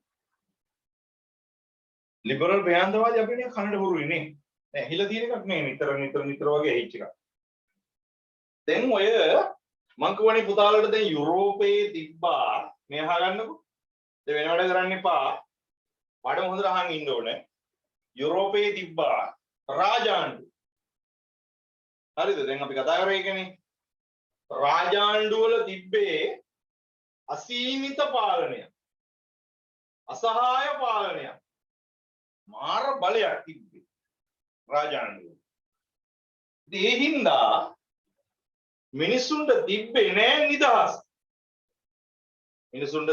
නිදහස නිදහස තිබුණ නෑ කියන්නේ මිනිසුන්ගේ ජීවිත යහපත් නෑ හරිද මේ අහන්නකෝ නිදහස කියලා කියන එක නිදහස කියන සංකල්පය ඒක සංකීර්ණයි විග්‍රහ කරන්න හරිද ඒ විග්‍රහ කරන්න සංකීර්ණයි කියලා කියන්නේ හේතුව තමයි දැන් නිදහස කියන එක පුද්ගල බද්ධයි එක පැත්තකින් දැන් ඔයාලා නිදහසයි කියලා හිතන එක නෙවෙයි මම නිදහසයි කියලා හිතන්නේ පැහැදිලි දැන් ඔයගොල්ලෝගේ අම්මලා තාත්තලා නිදහසයි කියලා හිතන් ඉන්නේ වෙන එකක් ඔයාලා දෙමව්පියෝ නිදහස කියලා හිතාගෙන ඉන්නවා දැන් මේ කෙල්ල ඉගෙනගෙන විශ්වවිද්‍යාලේ ගිහිල්ලා උපාධියක් කරගෙන ඇවිල්ලා හොඳ මිනිහෙකුට කසාද බන්දලා දුන්නාම අපි නිදහස් හරිද ඒගොල්ලෝ හිතන්නේ එහෙම ඔයගොල්ලෝ නිදහසයි කියලා හිතනවා ඉස්කෝලේ ප්‍රින්සිපල්ුත් දෙන්නේ නැතුව ගුරුවරුත් කවුරුවත් දෙන්නේ නැතුව දෙමව්පියොත් කවුරුවත් දෙන්නේ නැතුව අපි ඉස්කෝලේ ගිය දවසට මොකෙක්වත් නැතුව අපිට විතරක් ඉන්න තියෙන නිදහස පැහැදිලි එහෙම හිතනවා ඔයගොල්ලෝ පුංචි ළමයි නිදහසයි කියලා හිතන්නේ තව වෙන එකක් ඒක මම පුද්ගල බද්ධය කියන එක එක්කෙනාට ආවේනික විදියට විග්‍රහ කරගන්න මේගොල්ලෝ නිදහස කියලා හිතන්නේ මොකක්ද කියලා. හරිද? හැබැයි අපි ගොඩාක් ගැඹුරට ගිහිල්ලා බැලුවොත් එහෙම නිදහස කියන එකේ මිනිස්සු හිතන්නේ බාධාවක් නෑ කියන. බාධාවක් නෑ. තමන්ගේ කටයුතු වලට බාධාවක් නැත්නම් ඒක තමයි නිදහස කියලා. හරිද? දේශපාලන මතවාද වලට අනුව නිදහස වෙනස් වෙනවා. කාලෙන් කාලට නිදහස වෙනස් වෙනවා. ඉස්සරම කාලේ නිදහසයි කියලා හිතපු එක නෙවෙයි දැන් නිදහසයි කියලා. එහෙම තියෙනවා. හරිද? ඉතින් කොහොම වුණත් අපිට නිදහස ඕනිමයි. හරිද? දැන් බලන්නකෝ. දැන් ඔයාලට මොනවා හරි වැරද්දක් කරාම දෙන දඬුවම. අපි ඉස්කෝලේදී වැරද්දක් කරොත් එහෙම නේද? ඔයගොල්ලන්ට බනිනවා දොස් කියනවා නේ බැලලා බනිනවා දොස් කියනවා ඒක දඬුවම හැබැයි ඔයාලා ඒකට එච්චරම බය නැහැ ඒකට එච්චර බය නැහැ ඔයගොල්ලෝ ඔෆිස් එකට එක් කරගෙන ඇවිල්ලා විදුහල්පතිතුමාට කියලා හොඳ වේවැල් පාරවල් දෙකක් දෙන්න රයිට් ඔයගොල්ලෝ ඒකට බයයි ඒවට බයම නැහැ බුලක් නැහැ හිත හදාගෙන යන්න පුළුවන් කියන්නේ ඒක ලොකු දඬුවමක් නෙමෙයි ලොකු දඬුවමක් නම් වටින දෙයක් තමයි අයින් කරන්න ඕනේ වටින දෙයක් හරිද ඔයාලා හිතන්න මොනවා හරි දෙයකට ඕගොල්ලන්ට යන්න වෙනවා නම් හිරේ බන්ධනාගාරගත වෙන්න වෙනවා නම් දැන් ඔයාලා හිතන්න මොනවා හරි කේස් එකකට යනවා මාව බන්ධනාගාරයට ගිහිල්ලා මාව බන්ධනාගාරගත කරනවා කියලා දැන් මොන චණ්ඩි පාට කතා කරත් බය හිතෙනවා දෙයියනේ බන්ධනාගාරේ මට ඉන්න ඕනත් එහෙම රංජන් රාමනායකට වගේ අවුරුදු 4ක් මට මොනවාද නැති වෙන්නේ මට නිදහස නැති වෙන්නේ නිදහස කොච්චර වටිනවද කියලා කිව්වොත් මේ අහන්න මං කියන්නේ නිදහස කොච්චර වටිනවද කිව්වොත් එහෙම නිදහස නැති කරනවා කියන්නේ දඬුවම. ඒ කියන්නේ දඬුවමකට දෙන්නේ නිදහස නැති කරනවා. දැන් බලන්න ඔය බරපතල වැරද්දක් කරාම උට ගහන්නෙත් නෑ අතපය කඩන්නෙත් නෑ බනින්නෙත් නෑ මොකුත් නෑ බහිරේට දාන්න. මොකද නැති කරන්නේ? නිදහස නැති කරනවා. ඉතින් නිදහස නෑ කියන්නේ උට වැඩක් නෑ ජීවිතේ. ඒ නිසා හොඳට මතක තියාගන්න අපේ ජීවිතේ අපිට තියෙන වටිනම දෙයක් තමයි නිදහස. ඒ නිදහස වටින්නේ. නිදහස තියෙනවා නම් තමයි අපේ ජීවිතය අපිට යහපත් කරගන්න පුළුවන්. යහපත් කරගන්න පුළුවන් වුණොත් තමයි සතුටින් ඉන්න පුළුවන් වෙන්නේ. පැහැදිලි? සතුටින් ඉන්න පුළුවන් වෙන්නේ. දැන් ඔයාලට නිදහස දීලා තියෙන මොකටද? ඉගෙන ගන්න. අම්මලා තාත්තලා දැන් නිදහස දීලා තියෙන ඉගෙන ගන්න නේ. පොත්පත් ගෙනත් දීලා තියෙනවා, ෆෝන් ගෙනත් දීලා තියෙනවා, ඩේටා දාලා දීලා තියෙනවා, පන්ති වලට දාලා තියෙනවා, සල්ලි දෙනවා නේද? අමාරුවෙන් සල්ලි දෙනවා කොහොම හරි කරලා ඉගෙන ගන්න. නිදහස දීලා තියෙනවා. නිදහස දීලා. නේ නිදහසේ තියෙනවනේ එක එක පැති. නිදහසෙත් එක එක පැති තියෙනවා. මේ බලන්න. පෞද්ගලික නිදහස. නේද? දැන් ඔයාලා ටිකක් ලොකු නිසා ඔයගොල්ලෝ පෞද්ගලික නිදහසට ආසයි. වෙනම කාමරයක් තියෙනවා නම් ඒ වෙනම බඩ ටික තියාගන්න තියෙන. නේද? පෞද්ගලික නිදහස. ආර්ථික නිදහස. නේද? ආර්ථික නිදහස. මොනවා හරි කැමති බිස්නස් එකක් කරන්න, රැකියාවක් කරන්න, කීයක් හරි හොයාගන්න. ඒ සල්ලි ටික Tamanට ඕන විදියට පරිහරණය කරන්න නේද? මේ මාස. දේශපාලන නිදහස කියලා එකක් තියෙනවා. කැමති දේශපාලන මතයක් දරන්න ඒක කියන්නේ නේද? සිවිල් නිදහස කියලා එකක් තියෙනවා. ආගමක් අදහන්න, Tamanට ඕන දෙයක් කියන්න, භාෂණය, ප්‍රකාශනය, හිතන්න නේ? නිදහස. ඔගේ නිදහසේ පැති තියෙනවා. ඒතර මේ නිදහස අපිට දුන්නාම මිනිස්සුන්ට පුද්ගලයාට ඒගොල්ලන්ට ජීවිතය යහපත් කරගන්න පුළුවන්. දැන් මේ රජයෙන් මට දීලා තියෙනවා කැමති ව්‍යාපාරයක් කරන්න නිදහස. කැමති ව්‍යාපාරයක් කරන්න නිදහස දීලා තියෙනවා. ආර්ථික නිදහස. ඉතින් මේ නිදහස මම භුක්ති විඳිනවා. මේ නිදහස භුක්ති විඳීමේ මට කරන්න පුළුවන් ව්‍යාපාරයක් මම කරනවා. පැහැදිලි? මට කරන්න පුළුවන් ව්‍යාපාරයක් මට කරන්න පුළුවන් උගන්නන්න හින්දා උගන්නනවා. උගන්නලා මම කීයක් හරි හොයාගන්න. මොකටද හොයාගන්නේ? මගේ ජීවිතය යහපත් කරගන්න. මගේ ජීවිතය යහපත් කරගන්න. දරුවන්ට උගන්නන්න, කන්න බොන්න, ඇඳුම් පැළඳුම් ගන්න, ගෙයක් හදාගන්න ඒවා. ඇයි? මට සතුටින් ඉන්න. සතුටින් ඉන්න. හරිද? මේ අහන්න පුතේ. එතකොට හදිස්සියේවත් මට හිරේ යන්න සිද්ධ වුණා. මට නිදහස නැති වෙනවා. නිදහස නැති වෙනවා. මයික් ඔෆ් කරලා තියාගන්න. නිදහස නැති වෙනවා. නිදහස නැති වෙනවා කියලා කියන්නේ මට යහපත් ජීවිතයක් ගත කරන්න තියෙන ඉඩකට අහිමි වෙනවා. ඒ කියන්නේ මගේ සතුට නැති වෙනවා. දැන් ඒ නිසා අපි තේරුම් ගන්නවා මිනිස්සුන්ට යහපත් ජීවිතයක් ගත කරන්න නම් සතුටින් ඉන්න නිදහස ඕන.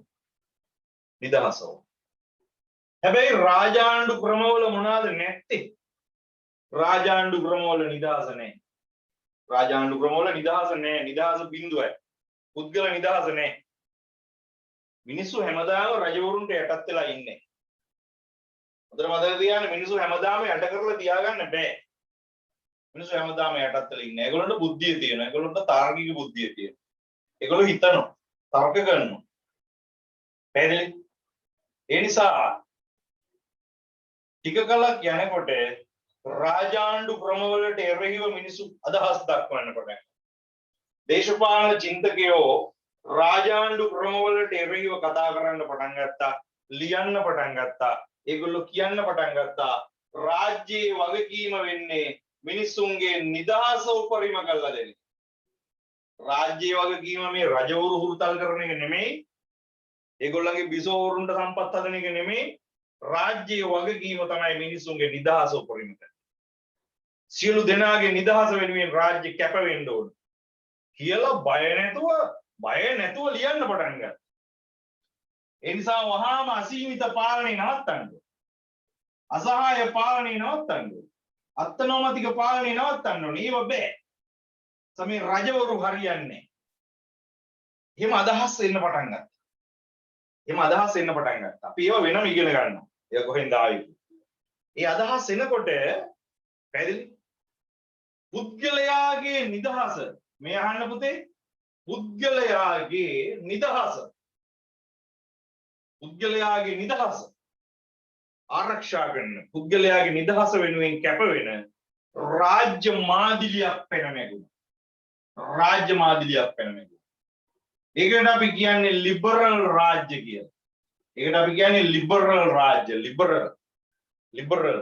ලිබරල් කියන්නේ ඉංග්‍රීසි වචනයක්. ඒක හැදිලා තියෙන්නේ ලිබර්ටි කියන එක. ලිබර්ටි කියන්නේ නිදහස. right? කියන්නේ මිනිසුන්ගේ නිදහස වෙනුවෙන් කැප වෙන රාජ්‍යයක් ගැන කතා කරන්න පටන් ගත්තා. රාජාණ්ඩු ක්‍රම බිඳ වැටෙන්න පටන් ගත්තා. රජවරුන්ට රජකම් දාලා යන්න උන. මිනිස්සු රජවරුන්ට එරෙහිව විප්ලව කරන්න පටන් ගත්තා. පෙරලන්න පටන් ගත්තා. රජවරු ගහලා පැන්නුවා. මිනිසුන්ගේ නිදහස ආරක්ෂා කරන රාජ්‍ය ක්‍රමයක් ගැන කතා කරනවා. ඇත්තටම එහෙම කරන්න තරම් එකක් හැදුනේ එකක් තමයි ධනවාදී ආර්ථික ක්‍රමයක් ඇතිවීම. ධනවාදී ආර්ථික ක්‍රමයක් ඇතිවීමත් එක්ක තමයි මේ ලිබරල් වාදී අදහස ආවේ. හරිද? මේක ගොඩ දාපු චින්තකයෝ හිටියා. මේ මේවා ගැන කතා කරපු අය ඇඩම් ස්මිත්, දැන් ආර්ථික විද්‍යාවේ පියා ඇඩම් ස්මිත්, ජෝන් ලොක් පැහැදිලි. එතකොට ඩේවිඩ් රිකාඩෝ, ඊළඟට රූසෝ, චාල්ස් මොන්ටෙස්කියු, ඒගොල්ලෝ මේ ලිබරල් වාදයට අවශ්‍ය මූලික දේශපාලන සංකල්ප ඉදිරිපත් කළා. right? එතකොට මොදුනේ අන්න 17 18 සියවස්වල යුරෝපයේ රාජාණ්ඩු වලට එරෙහිව රාජාණ්ඩු පාලනයන්ට විරුද්ධව අලුත් රාජ්‍ය මොඩල් එකක් ආවා. ඒක තමයි ලිබරල් රාජ්‍ය. ඒ ලිබරල් රාජ්‍ය පාලනය කළේ රජවරු නෙමෙයි. ඒ ලිබරල් රාජ්‍ය පාලනය කරේ ප්‍රභූවරු නෙමෙයි. ඒ ලිබරල් රාජ්‍ය පාලනය කරේ මහජනතාව විසින්මයි. මහජනතාව පාලනය කරා. ඒ කියන්නේ ප්‍රජාතන්ත්‍රවාදය. ඒක අපි කියනවා ලිබරල් ප්‍රජාතන්ත්‍රවාදී රාජ්‍ය. අලුත් මොඩල් එකක් 18 සියවස්වල අලුත් මොඩල් එකක් ආවා. ලිබරල් ප්‍රජාතන්ත්‍රවාදී රාජ්‍ය කියන මොඩල් එක. හරිද? මම හිතනවා ඕගොල්ලන්ට මම කියන එක තේරුණා කියලා. රාජාණ්ඩු මාදිලියට විරුද්ධව වෙන එකක්. නේ? දැන් බලන්නකෝ ගෝත්‍රික රාජ්‍ය ක්‍රම තිබ්බා, නාගරික රාජ්‍ය ක්‍රම තිබ්බේ, රාජාණ්ඩු තිබ්බා. ඒවටත් බඩු දීලා අපි ලිබරල් ප්‍රජාතන්ත්‍රවාදී රාජ්‍යයට. දැන් අපි මේ ඉන්නේ ලිබරල් ප්‍රජාතන්ත්‍රවාදී රාජ්‍ය. ලංකාව කියන්නේ ලිබරල් ප්‍රජාතන්ත්‍රවාදී රාජ්‍ය. මේක පාලනය කරන්නේ ප්‍රභූවරු, රජවරු, මහින්දල රජවරු නෙමෙයි. ඒගොල්ලෝගේ පුතාලා රජකුමාරවරු නෙමෙයි. ඒගොල්ලෝ මහ ජනතාවගේ නියෝජිතව අපි පත් කරපු අය. අපිට ඒගොල්ලෝ කණෙන් ඇදලා එළියට වීසි කරන්න පුළුවන්. නේද? අපි ඊළඟ ඡන්දෙදී එහෙම කරනවා. පැහැදිලි? ලිබරල් ප්‍රජාතන්ත්‍රවාදී. ඒතර මොකටද රාජ්‍ය තියෙන්නේ? අපේ නිදහස උපරිම කරන්න. පැහැදිලි? අපි ඒක ගැන කතා කරමු. right? මාතෘකාව ලියාගන්න ලිබරල් ප්‍රජාතන්ත්‍රවාදී රාජ්‍ය. ලිබරල් ප්‍රජාතන්ත්‍රවාදී රාජ්‍ය. ඊළඟ මාදිලි.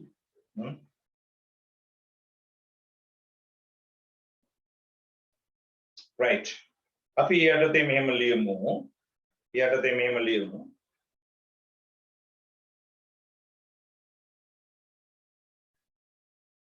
අසහාය බලති අසහාය බලති අසහාය බලති අසහාය බලති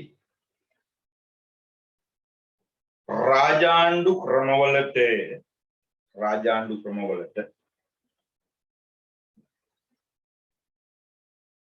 රාජාණ්ඩු පාලනයන්ට රාජාණ්ඩු පාලනයන්ට රාජාණ්ඩු පාලනයන්ට රාජාණ්ඩු පාලනයන්ට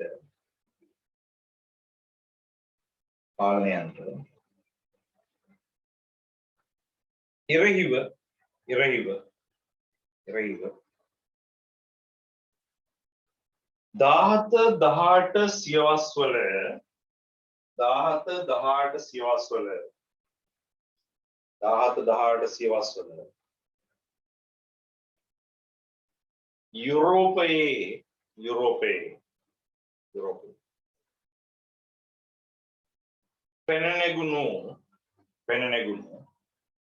පෙනනැගුණු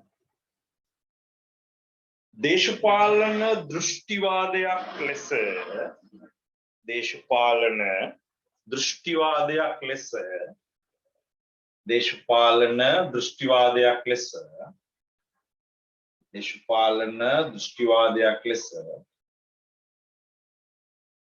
ලිබරල් වාදය ලිබරල් වාදය ලිබරල් වාදය ලිබරල් ලිබරල් වාදය හැඳින්විය හැක ලිබරල් වාදය හැඳින්විය හැක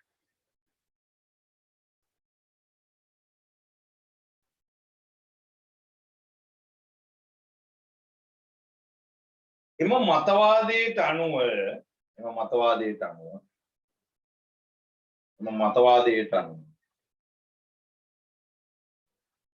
පුද්ගලයාගේ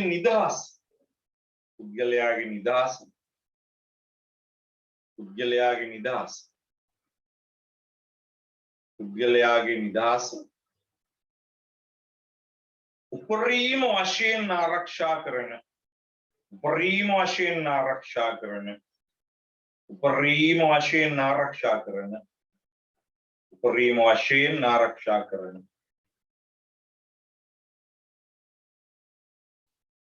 රාජ්‍ය මාදිලියක් පිළිබඳව රාජ්‍ය මාදිලියක්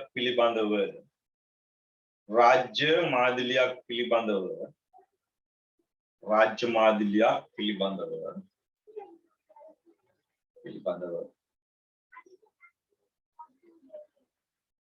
අවධාරණය කරන ලදී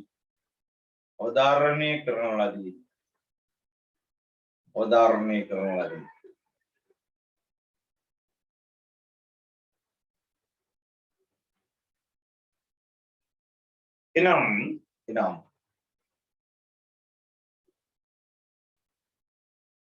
අසීමිත පාලනය වෙනුවට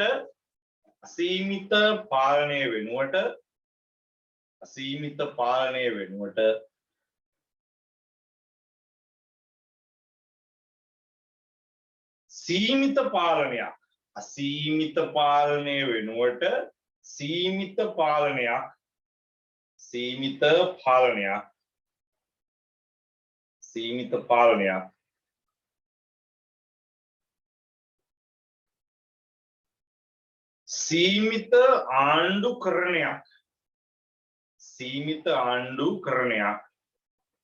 සීමිත ආණ්ඩුකරණයක්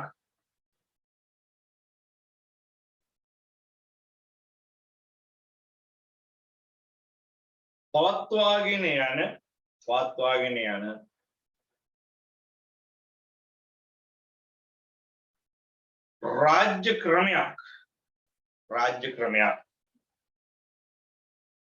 රාජ්‍ය ක්‍රමයක්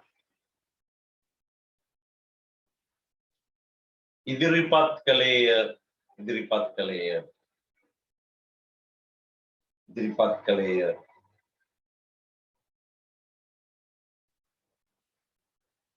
එය लिबरल प्रजातंत्रवादी राज्य वे लिबरल प्रजातंत्रवादी राज्य वे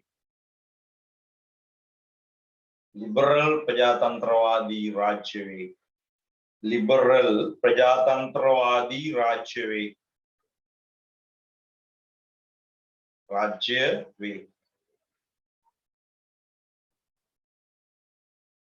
වෙනම ඡේදකින් ලියන්න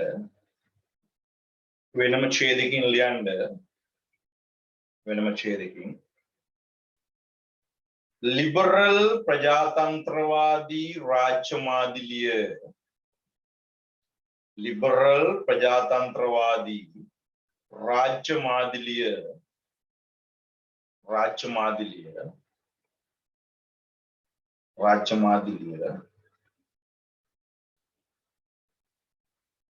ඉදිරියට පැමිණීමත් සමග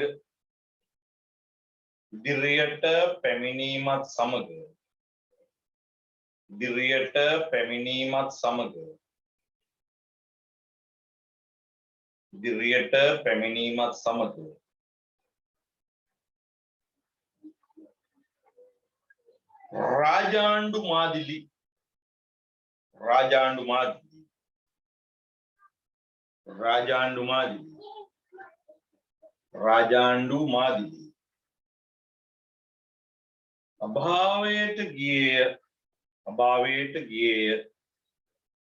අභාවයට ගියේය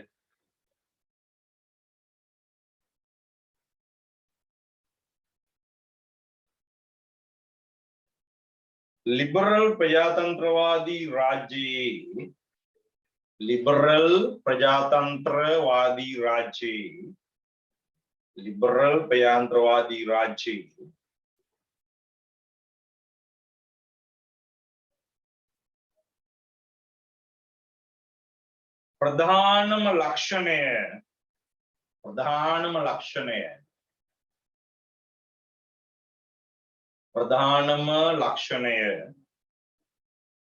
प्रधानम लक्षणय सीमित पालनयයි प्रधानम लक्षणय सीमित पालनयයි प्रधानम लक्षणय सीमित पालनयයි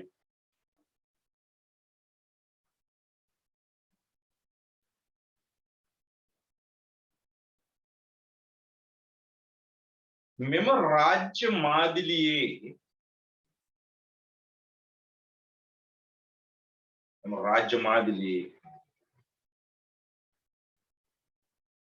අපේක්ෂාව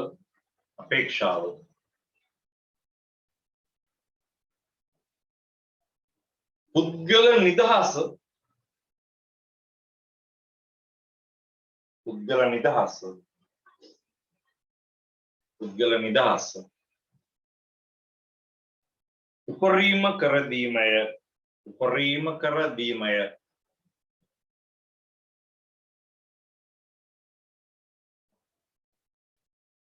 උපරිම කර දීමය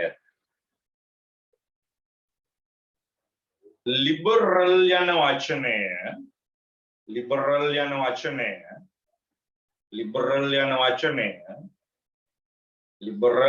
වචනය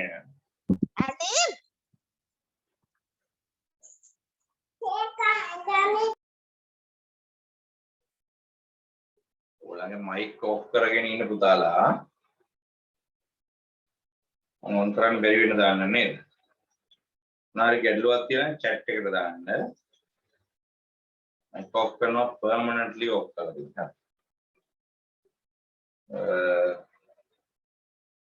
දැන් ඔෆ් කරාට මට කියන්න ගිය එකක් මතක තියෙනවා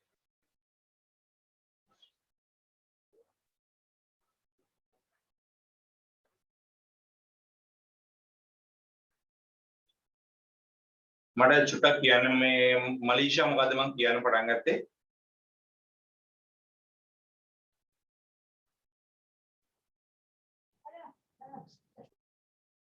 right okay හරි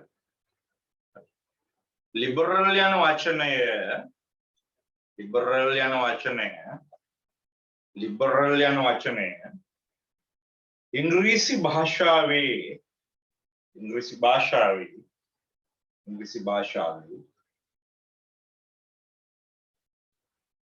ලිබර්ටි යන ශබ්දයෙන් ලිබර්ටි යන ශබ්දයෙන් ගොඩනැගී තිබේ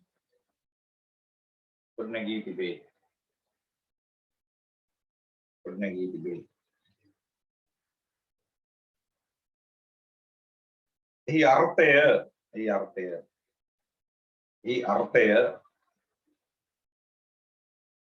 නිදහස යන්නයි. එහි අර්ථය නිදහස යන්නයි.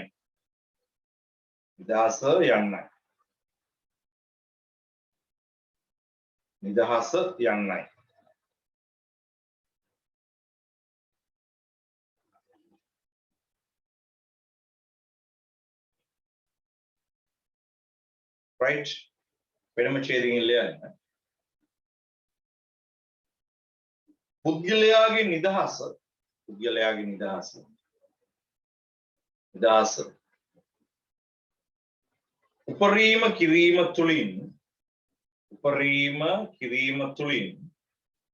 උපරිම කිරීම තුලින්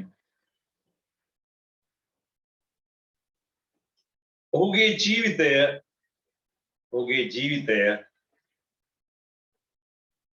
ජීවිතය යහපත් කර ගැනීමට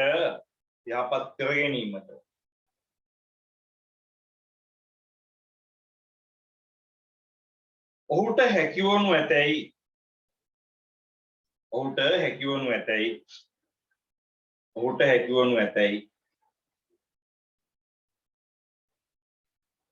ලිබරල් වාදය විශ්වාස කරයි.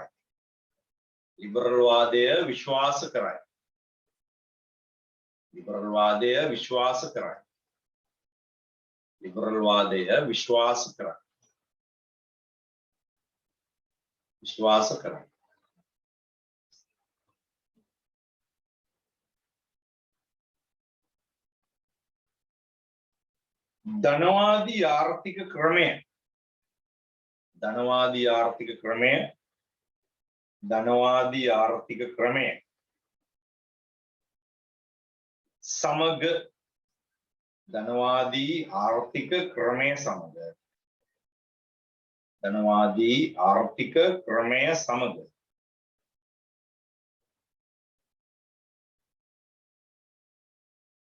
ලිබරල් වාදය බැඳී පවතී.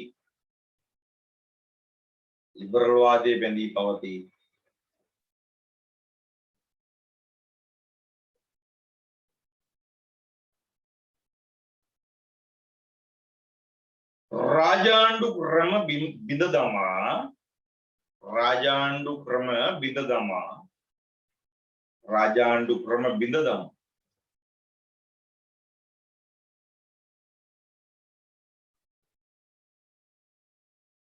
ලිබරල් ප්‍රජාතන්ත්‍රවාදී රාජ්‍ය ක්‍රමය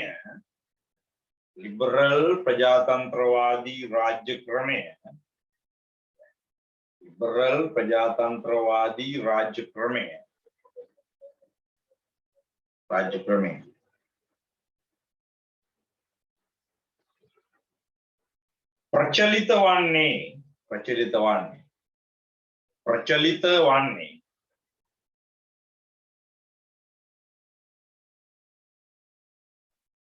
ධනවාදී ආර්ථික ක්‍රමය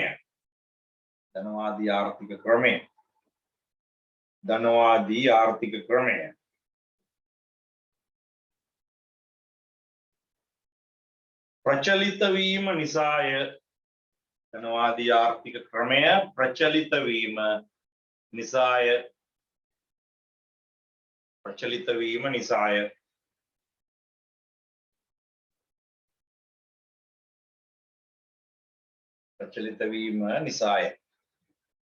හරි. දැන් මම හිතනවා ඔයගොල්ලන්ට ඒක මගේ කියු කතාව තේරුණා කියලා. ඒ ලිබරල් කතාව, ලිබරල් රාජ්‍ය කියන එක. ඒක තේරුණු දරුවෝ පොඩි යස් එකක් කියවන්න බලන්න මට ඒක තේරුණාද කියලා ලිබරල් ප්‍රජාතන්ත්‍රවාදී රාජ්‍ය කියන එක ඇති උනේ කොහොමද කියලා මම ඒ කිව්වේ පුද්ගලයාගේ නිදහස ආරක්ෂා කරන රාජ්‍යයක් කියලා. ඒක හදවතින්ම තේරුණා. ඒක නැති අය නෝ කියලා වань මම ආපහුත් කියලා දෙන්න. ඒක ඕන වෙනවා අපිට දිගට මේකේ. ඒ අනිත් ගෝත්‍රික රාජ්‍ය වසංගත ඒවා අතර කරලා දාන්න පුළුවන්. ඒක එච්චර වැදගත් නේ. හැබැයි ලිබරල් ප්‍රජාතන්ත්‍රවාදී රාජ්‍ය මේක මැරරම ඕන.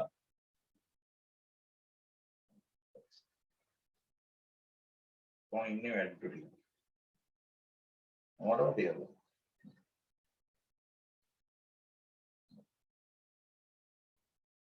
මේ ඔක්කොම අදලා ටෙස්ට් එකක් එහෙම දින දවසට නේද? පාඩම් ගොඩක් සෙට් වෙනවා. අශාන් හරි. අශාන්ට තේරෙනවා නේ? හරි. හරි. ඒෂන් හරි. නෝ කවුරුත් නෑ. හරි. දැන් මේ හරි. අපි දැන් මේක ටික කරා.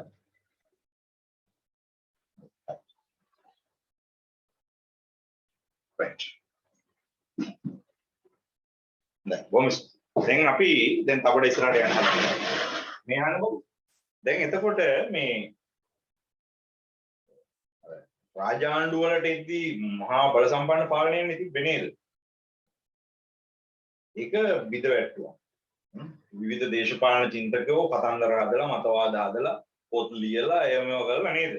ඒක වටලා අලුත් මොඩලයක් හැදුවා. අලුත් රාජ්‍ය මොඩලයක්. ඒකට අපි කියන්නේ ලිබරල් ප්‍රජාතන්ත්‍රවාදී රාජ්‍ය. හරිද? මේක තමයි මම ඔය එක හැඳින්වීම කළේ. දැන් අපි එතනින් චුට්ටක් අඩියක් ඉස්සරහට යන්න හදන්නේ. දැන් මේ ඔයාලගෙන් අහුවොත් එහෙම මේ අහන්නකො මේක අපිට දිගටම ඕන. ලිබරල් ප්‍රජාතන්ත්‍රවාදී රාජ්‍ය කියන එක දිගටම ඕන. දැන් අපි මේ ඉන්නේ ලිබරල් ප්‍රජාතන්ත්‍රවාදී රාජ්‍ය කියන්නේ. හරිද? දැන් මේ රාජ්‍යයක ප්‍රධානම ලක්ෂණය අවරේවොත් මොකද්ද ප්‍රධානම ලක්ෂණය? ප්‍රධානම ලක්ෂණය තමයි සීමිත පාලනය. ප්‍රධානම ලක්ෂණය මොකද්ද? සීමිත පාලනය. ප්‍රධානම ලක්ෂණය සීමිත පාලනය. හරිද? එහෙම නැත්නම් සීමිත ආණ්ඩුකරණය. ඒකම තමයි සීමිත ආණ්ඩුකරණය. එහෙම නැත්නම් සීමිත රාජ්‍ය. හරිද? එක හදවතේම තියාගන්න. ලිබරල් ප්‍රජාතන්ත්‍රවාදී රාජ්‍යයේ ප්‍රධානම ලක්ෂණය සීමිත පාලනය. සීමිත ආණ්ඩුකරණය. සීමිත ආණ්ඩුකරණය. හරිද? ඒක හරි. දැන් අපිට ඊළඟට අපිට ප්‍රශ්නයක් එනවා ඊළඟට සීමිත පාලනය නැත්නම් සීමිත ආණ්ඩුකරණය. සීමිත ආණ්ඩුකරණය කොහොමද කරන්නේ? සීමිත ආණ්ඩුකරණය. දැන් රාජාණ්ඩු ක්‍රමවල තිබ්බේ අසීමිත පාලනය. අසීමිත පාලනය. දැන් තියෙන්නේ සීමිත පාලනය. හරිද? ඒක ඕනනම් අපිට පුළුවන් මේ ජනාධිපතිතුමාට බැනලා වීඩියෝ එකක් කරලා Facebook දාන්න. නේද? ඔය සුද්ධ සිංහල ඩික්ෂනරි වල තියෙන ඔක්කොම කුණුහරුප ටික අරගෙන ඕනම් කියලා බැලලා දාන්න පුළුවන් ප්‍රශ්නයක්. මුකුත් කරන්න බෑ. හරිද? මොනවත් කරන්න බෑ. ඒ මොනවත් කරන්න බැරි. මොනවත් කරන්න බැරි හේතුව තමයි පුද්ගලයාට තියෙන නිදහස. අපි කියනවා මේ සීමිත පාලනය ඇති කරන්න දීලා තියෙන එක ලක්ෂණයක් තමයි නන්වැදෑරුම් නිදහස. නන්වැදෑරුම් නිදහස. නන්වැදෑරුම් නිදහස කියන්නේ මේ නොඑක් ආකාරයේ කියන. නොඑක් ආකාරයේ. හැම පැත්තටම වීදිලා ගියේ. දේශපාලන නිදහස, ආර්ථික නිදහස, සිවිල් නිදහස, පෞද්ගලික නිදහස ඔක්කොම. අපිට තියෙන නන්වැදෑරුම් නිදහස තමයි සීමිත පාලනයක එක කාරණාවක්. එක ලක්ෂණයක්. ඒ කියන්නේ සීමිත පාලනයක් තියනවායි කියලා කියන්න පුළුවන්කම තියෙන්නේ නන්වැදෑරුම් නිදහස ආරක්ෂා කරන. නන්වැදෑරුම් නිදහස ආරක්ෂා. පැහැදිලි? දැන් ඔය ඉස්සර කාලේ මේ විවාහ වෙලා ගියාම ගෑනු ළමයි අලුත් පෞල් ජීවිතයකට අලුත් යුග දිවියකට එයා ඒ ජීවිතේ ගත කරන්නේ බොහොම බයෙන්. කියන්නේ ස්වාමි පුරුෂයා යටතේ ඉන්නවා. ස්වාමි පුරුෂයා යටතේ ඉන්නවා. හරිද? ඔය BC වලට ඔයගොල්ලෝ උගන්වන්නේ කාන්තාවට එහෙම අතීතේ දීලා තිබ්බේ මේ පිළිගත්තේ කාන්තාව නිදහසේ තියන්න හොඳ එකක් නෙමෙයි. බාලේෂ් පිතුරු වශයෙන් ස්ටේට් රාණි ග්‍රහස්‍ය යවුවන. එහෙම ලෝකයක් අහලා තියෙනවනේ. බාල කාලේ යා පියාගේ යටතේ තියන්න ඕන. කියන්න ළමයි. right ඊට පස්සේ යෞවන කාලේ එයා තියන්න ඕන ස්වාමි පුරුෂයාගේ යටතේ.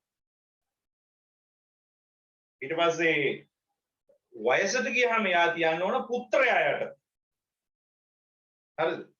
ස්ත්‍රිය හැමදාම එහෙම යටත් කරලා තියන්න ඕන නිදහස දෙන්න ඕන නේ. ඒ නිසා මුල් කාලීනෝ ඒකින් හැදිච්ච පෞල් සංස්ථාවල පිරිමි කට්ටිය බිරින්දෑවරුන්ට ගහනවා, වද දෙනවා, වනිනවා, සැර කරනවා, සම අසුනපවත් වාඩි වෙන්න දෙන්නේ. මාටින් ඉංග්‍රීසි මාත්‍යාගේ ගම්පෙරළි නව කතාව කියලා බලන්න. නේද? කියවලා තියෙනවා. කියවලා ඇති නේ. ඇඩ්වාන්ස් ලෙවල් කරන ළමෙක් වුණාම ඉතින් පොත් කියවනවනේ අම්බාලක් නේද? ගම්පෙරළි කියවන්න ගම්පෙරළි කයිසාරුවත්තේ මුහන්දිරන් එක්ක මාතරාමිනේ කවදාවත් සමාන ආසනයක වාඩි වෙන්නේ අන්න බලන්න නේද? තමන්ගේ ස්වාමි පුරුෂයාලගෙන් පහත් ආසනයක් ගෙනත් කියන් ඒකෙන් තමයි වාඩි වෙන්නේ. මොකද ඒක නැත්තේ? කියන්නේ නිදහස නැහැ. නිදහස නැහැ කියන්නේ ගැහණි මොකා වගේ ඉතින් යටත් වෙසි. යටත් වෙසි. පිරිමියා රජුරුවයි නේ. මරුණා මණ්ඩන්නේ මගේ රජෝ කියලා. පිරිමි රජු. දැන් මොකද වෙලා තියෙන්නේ? හරිද? දැන් ඒ හනමිටි ඒ ගොම් ඒ සිස්ටම් එක ඉවරයි. හරිද? දැන් ලිබරල් වාදයේ ව්‍යාප්ත වෙලා ලිබරල් වාදයෙන් පිළිඅරන් තින්නේ ආණ්ඩුව සීමිත පාලනයක් ගෙනියන්න.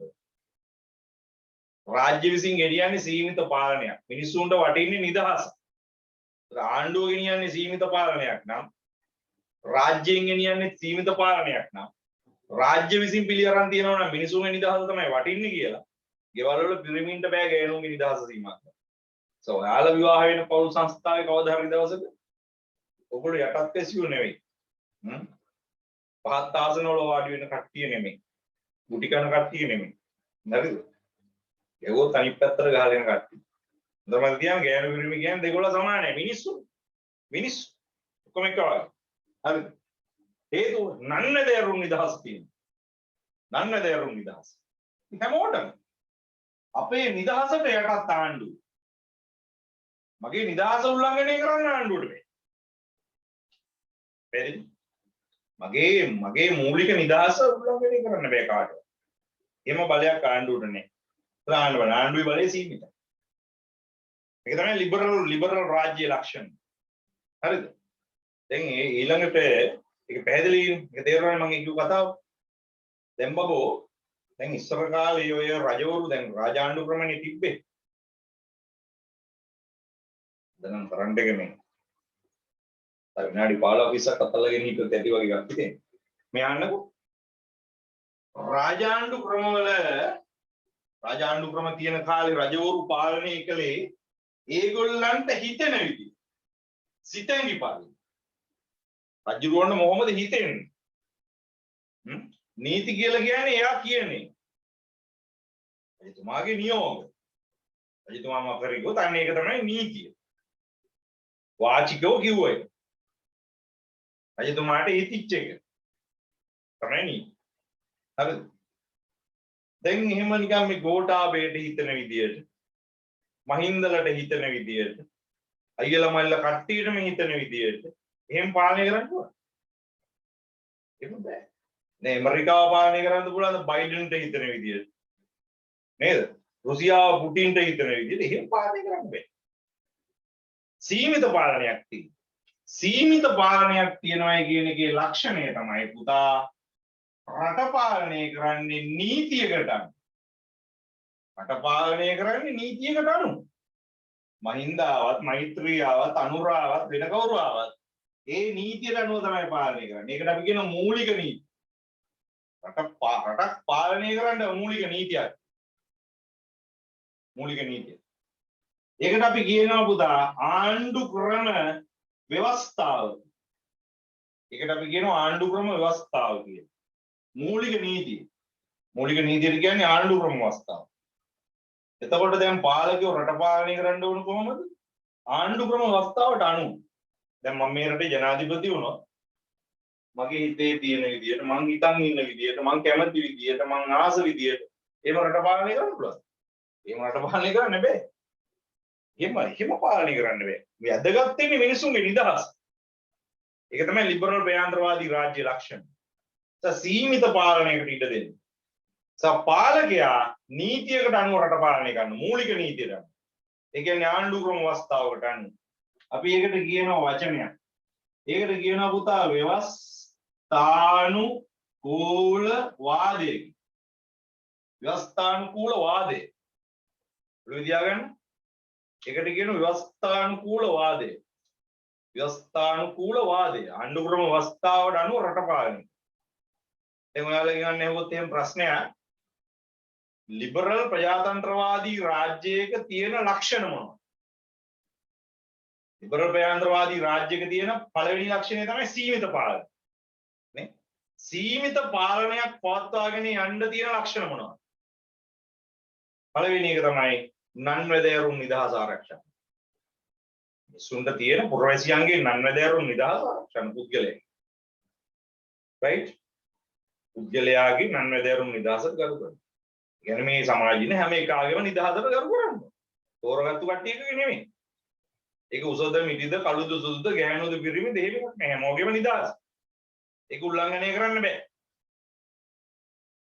පැහැදිලි? අනිත් එක තමයි ව්‍යවස්ථානුකූල වාදය. පාලකයන්ට ඕන විදිහට නෙමෙයි ව්‍යවස්ථාවකට අනුව මූලික නීතියකට අනුව රට පාලනය කරන්න. පැහැදිලිනේ? right. අන්න ඕව තමයි අපි ගත්ත තවරක් තියෙනවා. අපි ඉස්සෙල්ලා ඒ දෙක ලියලිමු. හරිද? මම සුවර්ණේ මේ කරන්ට් එක හෙලවෙන හැටි මොකක් කරේ වුණොත් එහෙම කියලා දීපු එක ආපහු කියන්න. හරිද? ඒ හින්දා වෙනම ඡේදකින් මෙහෙම ලියන්න වෙනම ඡේදකින්. අන්ත චුට්ටකින් මයික් එක ඔන් කරන්න. දැන් මම ලියාගෙන යන්න. වෙනම ඡේදකින් ලියන්න. දැන් තව කට්ටි අඩු වෙලානේ. වහිනවා. හරි බලන්න. වෙනම ලියන්න. ලිබරල් ප්‍රයාන්ත්‍රවාදී රාජ්‍යයන් ලිබරල් ප්‍රයාන්ත්‍රවාදී රාජ්‍යයන් රජවරුන්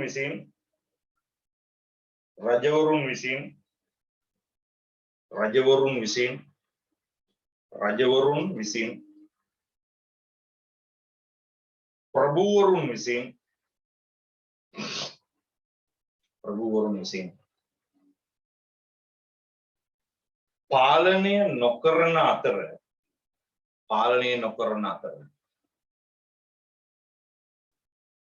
මහජනතාව විසින්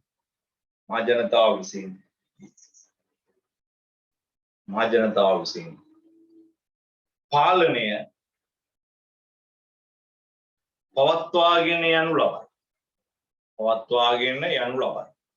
පවත්වාගෙන යනු ලබයි.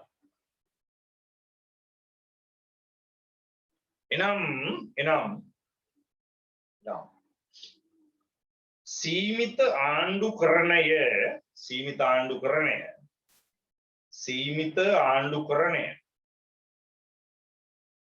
ආණ්ඩුකරණය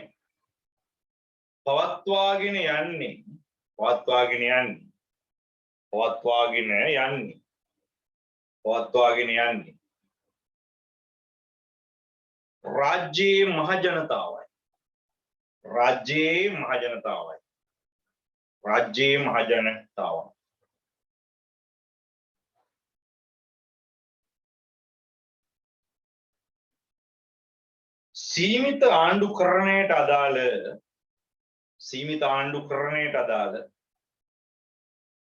සීමිත ආණ්ඩුකරණයට අදාළ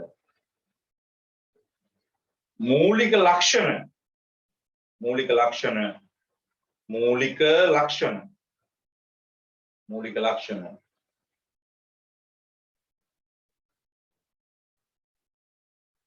ලිබරල් ප්‍රජාතන්ත්‍රවාදී රාජ්‍යයේ लिबरल प्रजातंत्रवादी राज्य लिबरल प्रजातंत्रवादी राज्य लिबरल प्रजातंत्रवादी राज्य मूलिकांग वे लिबरल प्रजातंत्रवादी राज्य मूलिकांग वे इन කිහිපයක් පහත පරිදිය इन කිහිපයක් පහත පරිදිය इन කිහිපයක් පහත පරිදිය इन කිහිපයක් පහත පරිදිය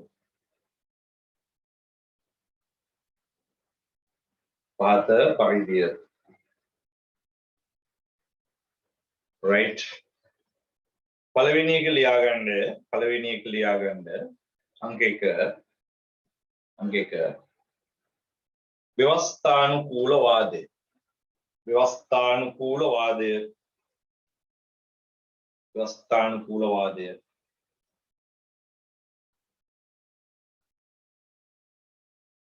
व्यवस्थानुकूलवादය व्यवस्थानुकूलवादය කියලා ඒක යටතේ ලියන්න මෙහෙම राज्य पालනය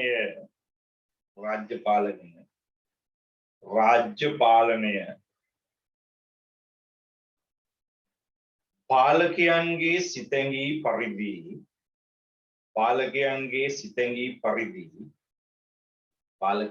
සිතැඟී පරිදි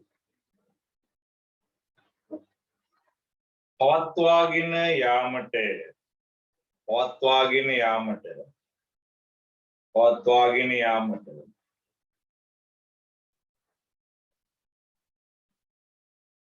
අවස්ථාවක් නැත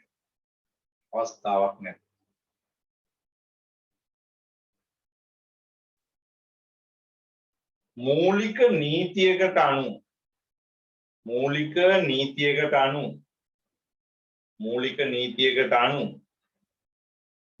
නීතියකට අනුව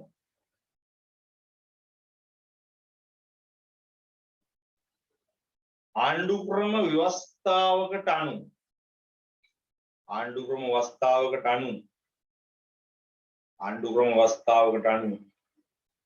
පාලකයන් ආණ්ඩුක්‍රම ව්‍යවස්ථාවකට අනුව පාලකයන් කටයුතු කළ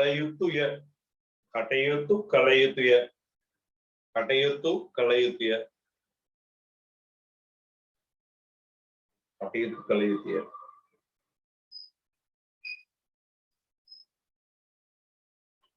ඒ व्यवस्थानुकूलवादය වේ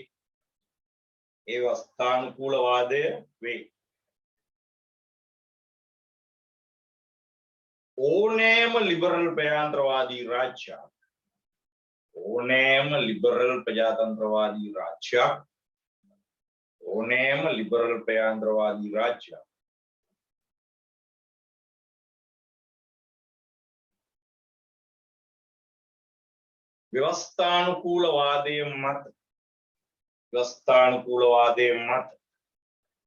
व्यवस्थानुकूलवादයේ මත පදනම් වේ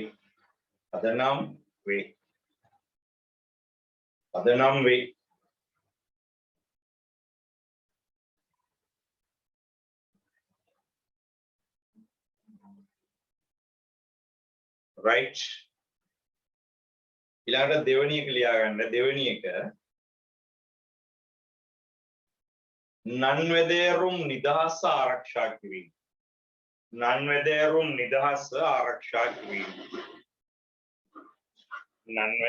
නිදහස ආරක්ෂා කිරීම නන්වැදෑරුම් නිදහස ආරක්ෂා කිරීම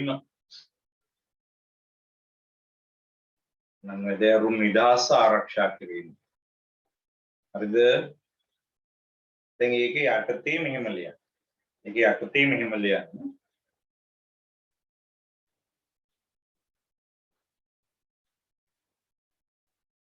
लिबरल प्रजातंत्रवादी राज्य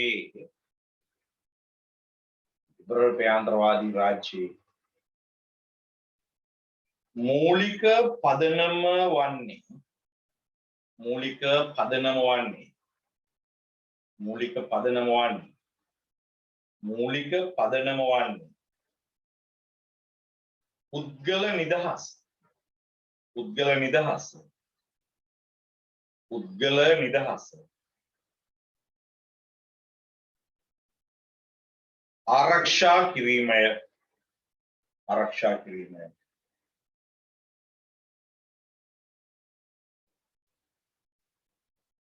මෙනිසා ආණ්ඩුව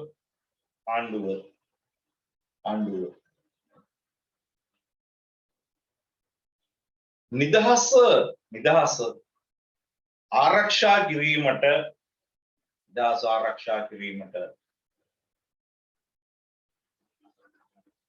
යටත් වේ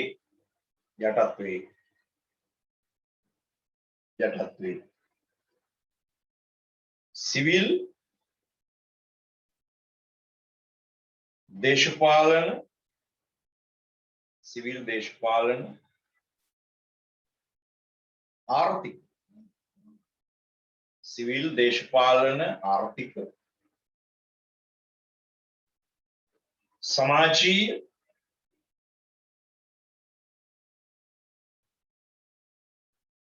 ආදී නොඑක් ආකාරයේ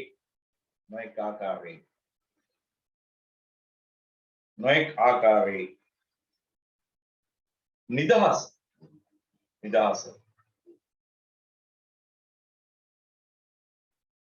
ආරක්ෂා කිරීම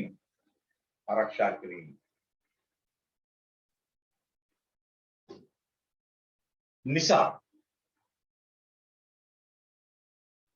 ආණ්ඩුවේ බලය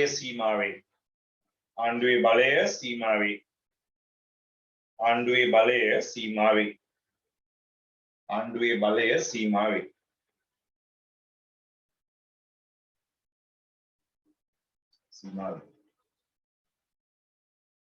right. දැන් ඔයාලා මයික් ඔන් කරලා තියෙන්නේ. කාට හරි මොනවා හරි ගැටලුවක් තියෙන නම් අහන්න පුළුවන්. ඔය අපි දැන් කතා කරපු ඒවායේ ගැටලුවක් තියෙනවා. රාජ්‍ය මොඩල් වල අපි රාජාණ්ඩුව ඉතින් අවුලක් නෑ නේ, ඒක ලේසි. ලිබරල් ප්‍රයාන්ත්‍රවාදී රාජ්‍ය කියන මොඩල් එක දැන් මේ අපි ඉන්නේ. ඒක පිළිබඳ කතාව තමයි පටන් ගන්න. ඒකේ ලක්ෂණ ටික. right. සර් මේකේ වස්තානුකූලවාදය කියන එක ආයෙත් ටිකක් කියලා දෙන්න පුළුවන්ද? අර කියන්නේ සුපුනි නෑහුවේ නේද? දැන් සුපුනි දැන් ඔය ඉස්සර කාලේ රජවරු රට පාලනය කරනකොට අපි හිතුවොත් එහෙම අශෝක අධිරාජ්‍ය වෙන්න පුළුවන්. ලංකාවේ දුටු ගැමුණු වෙන්න පුළුවන්. ධර්ම අපි ගත්තොත් එහෙම ධාතුසේන වෙන්න පුළුවන්. ඒගොල්ලන්ට රට පාලනය කරන්න නීති පද්ධතියක් තියුන්නේ නෑනේ. ඒගොල්ලන්ට රටක් පාලනය කරන්න නීතියක් නෑ.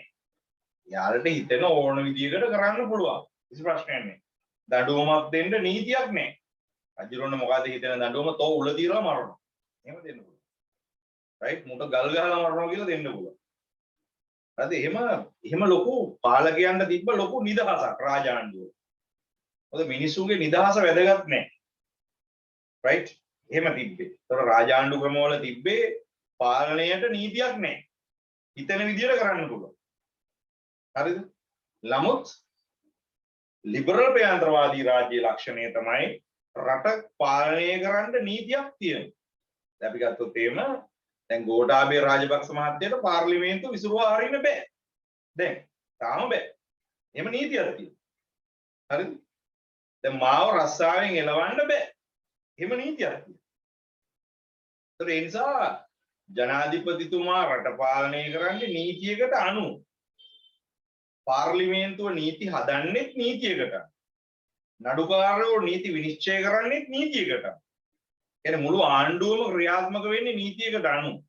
දැන් ඔයා හිතන්නකෝ දැන් මම බරපතල අපරාධයක් කරන්න මම ලොකු වැරද්දක් කරනවා. දැන් මිනිස්සු කියනවා ඕකා ගල් ගහලා මරන්න ඕනි, ආසඩ ගෙනින් බිමට අතාරින්න ඕනි, මූදට විසි කරන්න ඕනි, එහෙම කතා කියන්න පුළුවන්.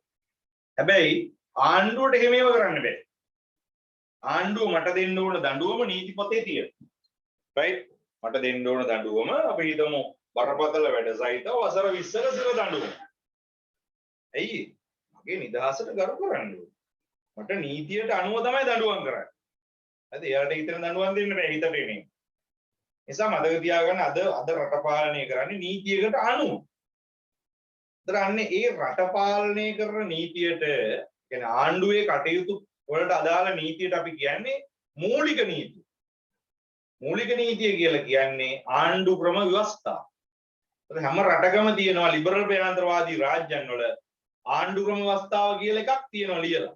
ආණ්ඩු ක්‍රම ව්‍යවස්ථාව කියලා එකක් තියෙනවා. මම පෙන්නන්නේ ව්‍යවස්ථාව. පොඩ්ඩක්. හරිද?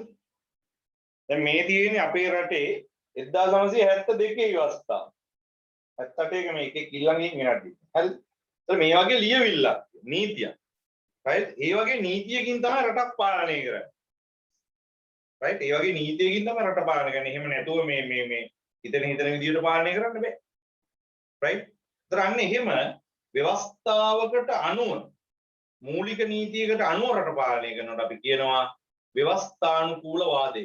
ව්‍යවස්ථානුකූලවාදය. ව්‍යවස්ථාවකට අනුකූලව පාලනය කිරීම. රජ කාලේ රජවරුන්ට එහෙම එකක් තිබ්බේ නෑ. ඒගොල්ලෝ ව්‍යවස්ථාවකට අනුව රට පාලනය කළේ නෑ. හරිද? ඒක සුපින්ට තේරුණාද? සුපුන්නේ වෙන්නේ නේද?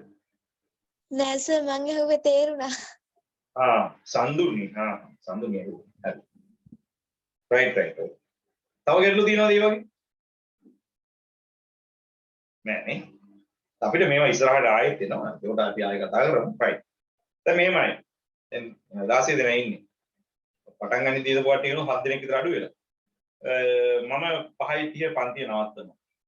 මොකද හේතුව මේක වැදගත්ම පාඩමක් නේ යන්නේ. ඒ හින්දා පන්ති ළමයි භාගයකටත් වඩා අඩුයි. අපි හෙට උදේ ආයෙ හම් වෙනවනේ. අපි එතකොට කතා කරමු.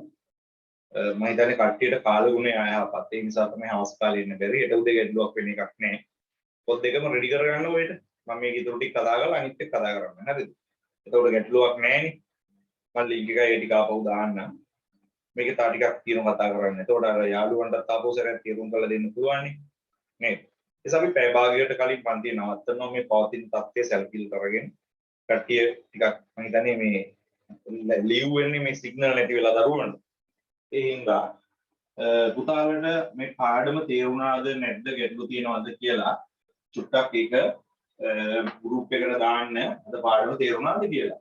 සුපිපි ඔයා දාන්න නෝට් එක පොඩ්ඩක් මේ ලියා ගන්න බැරි වෙච්ච ටිකක් ඉන්නවා ඒගොල්ලන්ට ලියා ගන්න ෆොටෝ එකක් ගහලා. මොකද ප්‍රශ්නයක් ආවේ පොඩ්ඩක් ඉන්න. වහිනවයින් එක දැන් මට මේ මැසේජ් එනවා ළමයින්ගෙන් බෑ කියලා. ඒ කියන්නේ මම මේ නවත්තන්න තීරණය කළේ. අපි ආයෙ හෙට උදේ 7ට හම්බෙමු. හම්බෙලා අපි කතා කරමු. බය වෙන්න එපා. ඉතින් කල් තියෙනනේ ඕන තරම් නේද? වෙන පන්ති කොහොම පැය දෙකයි කරන්නේ. මම ඉතින් ඕගොල්ලන්ට ගොඩක් වෙලා වැඩ කරනවානේ. ඒන ගැටලුවක් නෑ. හරි. එහෙනම් සියලු දෙනාටම සුබ සන්ධ්‍යාවක්. right ගැටලු තියෙනවා WhatsApp එකට දාන්න. අපි හෙට උදේ හම්බෙලි දොර ටික සාකච්ඡා කරමු. ඔයගොල්ලන්ගේ යාළුවන්ට හෙට 31 ඔයගොල්ලන්ගේ යාළුවන්ට පණිවිඩ දෙන්න එන්න කියලා. දැන් සමහර දරුවෝ ඉතින් ඉන්නවා මේක මැදින් ආවොත් එහෙම මේ මාසෙටත් ගාසු දෙන්න වෙයි. ඒ හින්දා ලබන මාසෙම යනවා කිව්වේ. එහෙම එකක් නැහැ. ඒගොල්ලන්ට හෙට පන්තියට සහභාගී වෙන්න කියලා කියන්නේ. right. එහෙනම් සියලු දෙනාටම අයබෝවන්. අයබෝවන් සර්. අයිබෝන් සර්. මොකටද දන්නේ?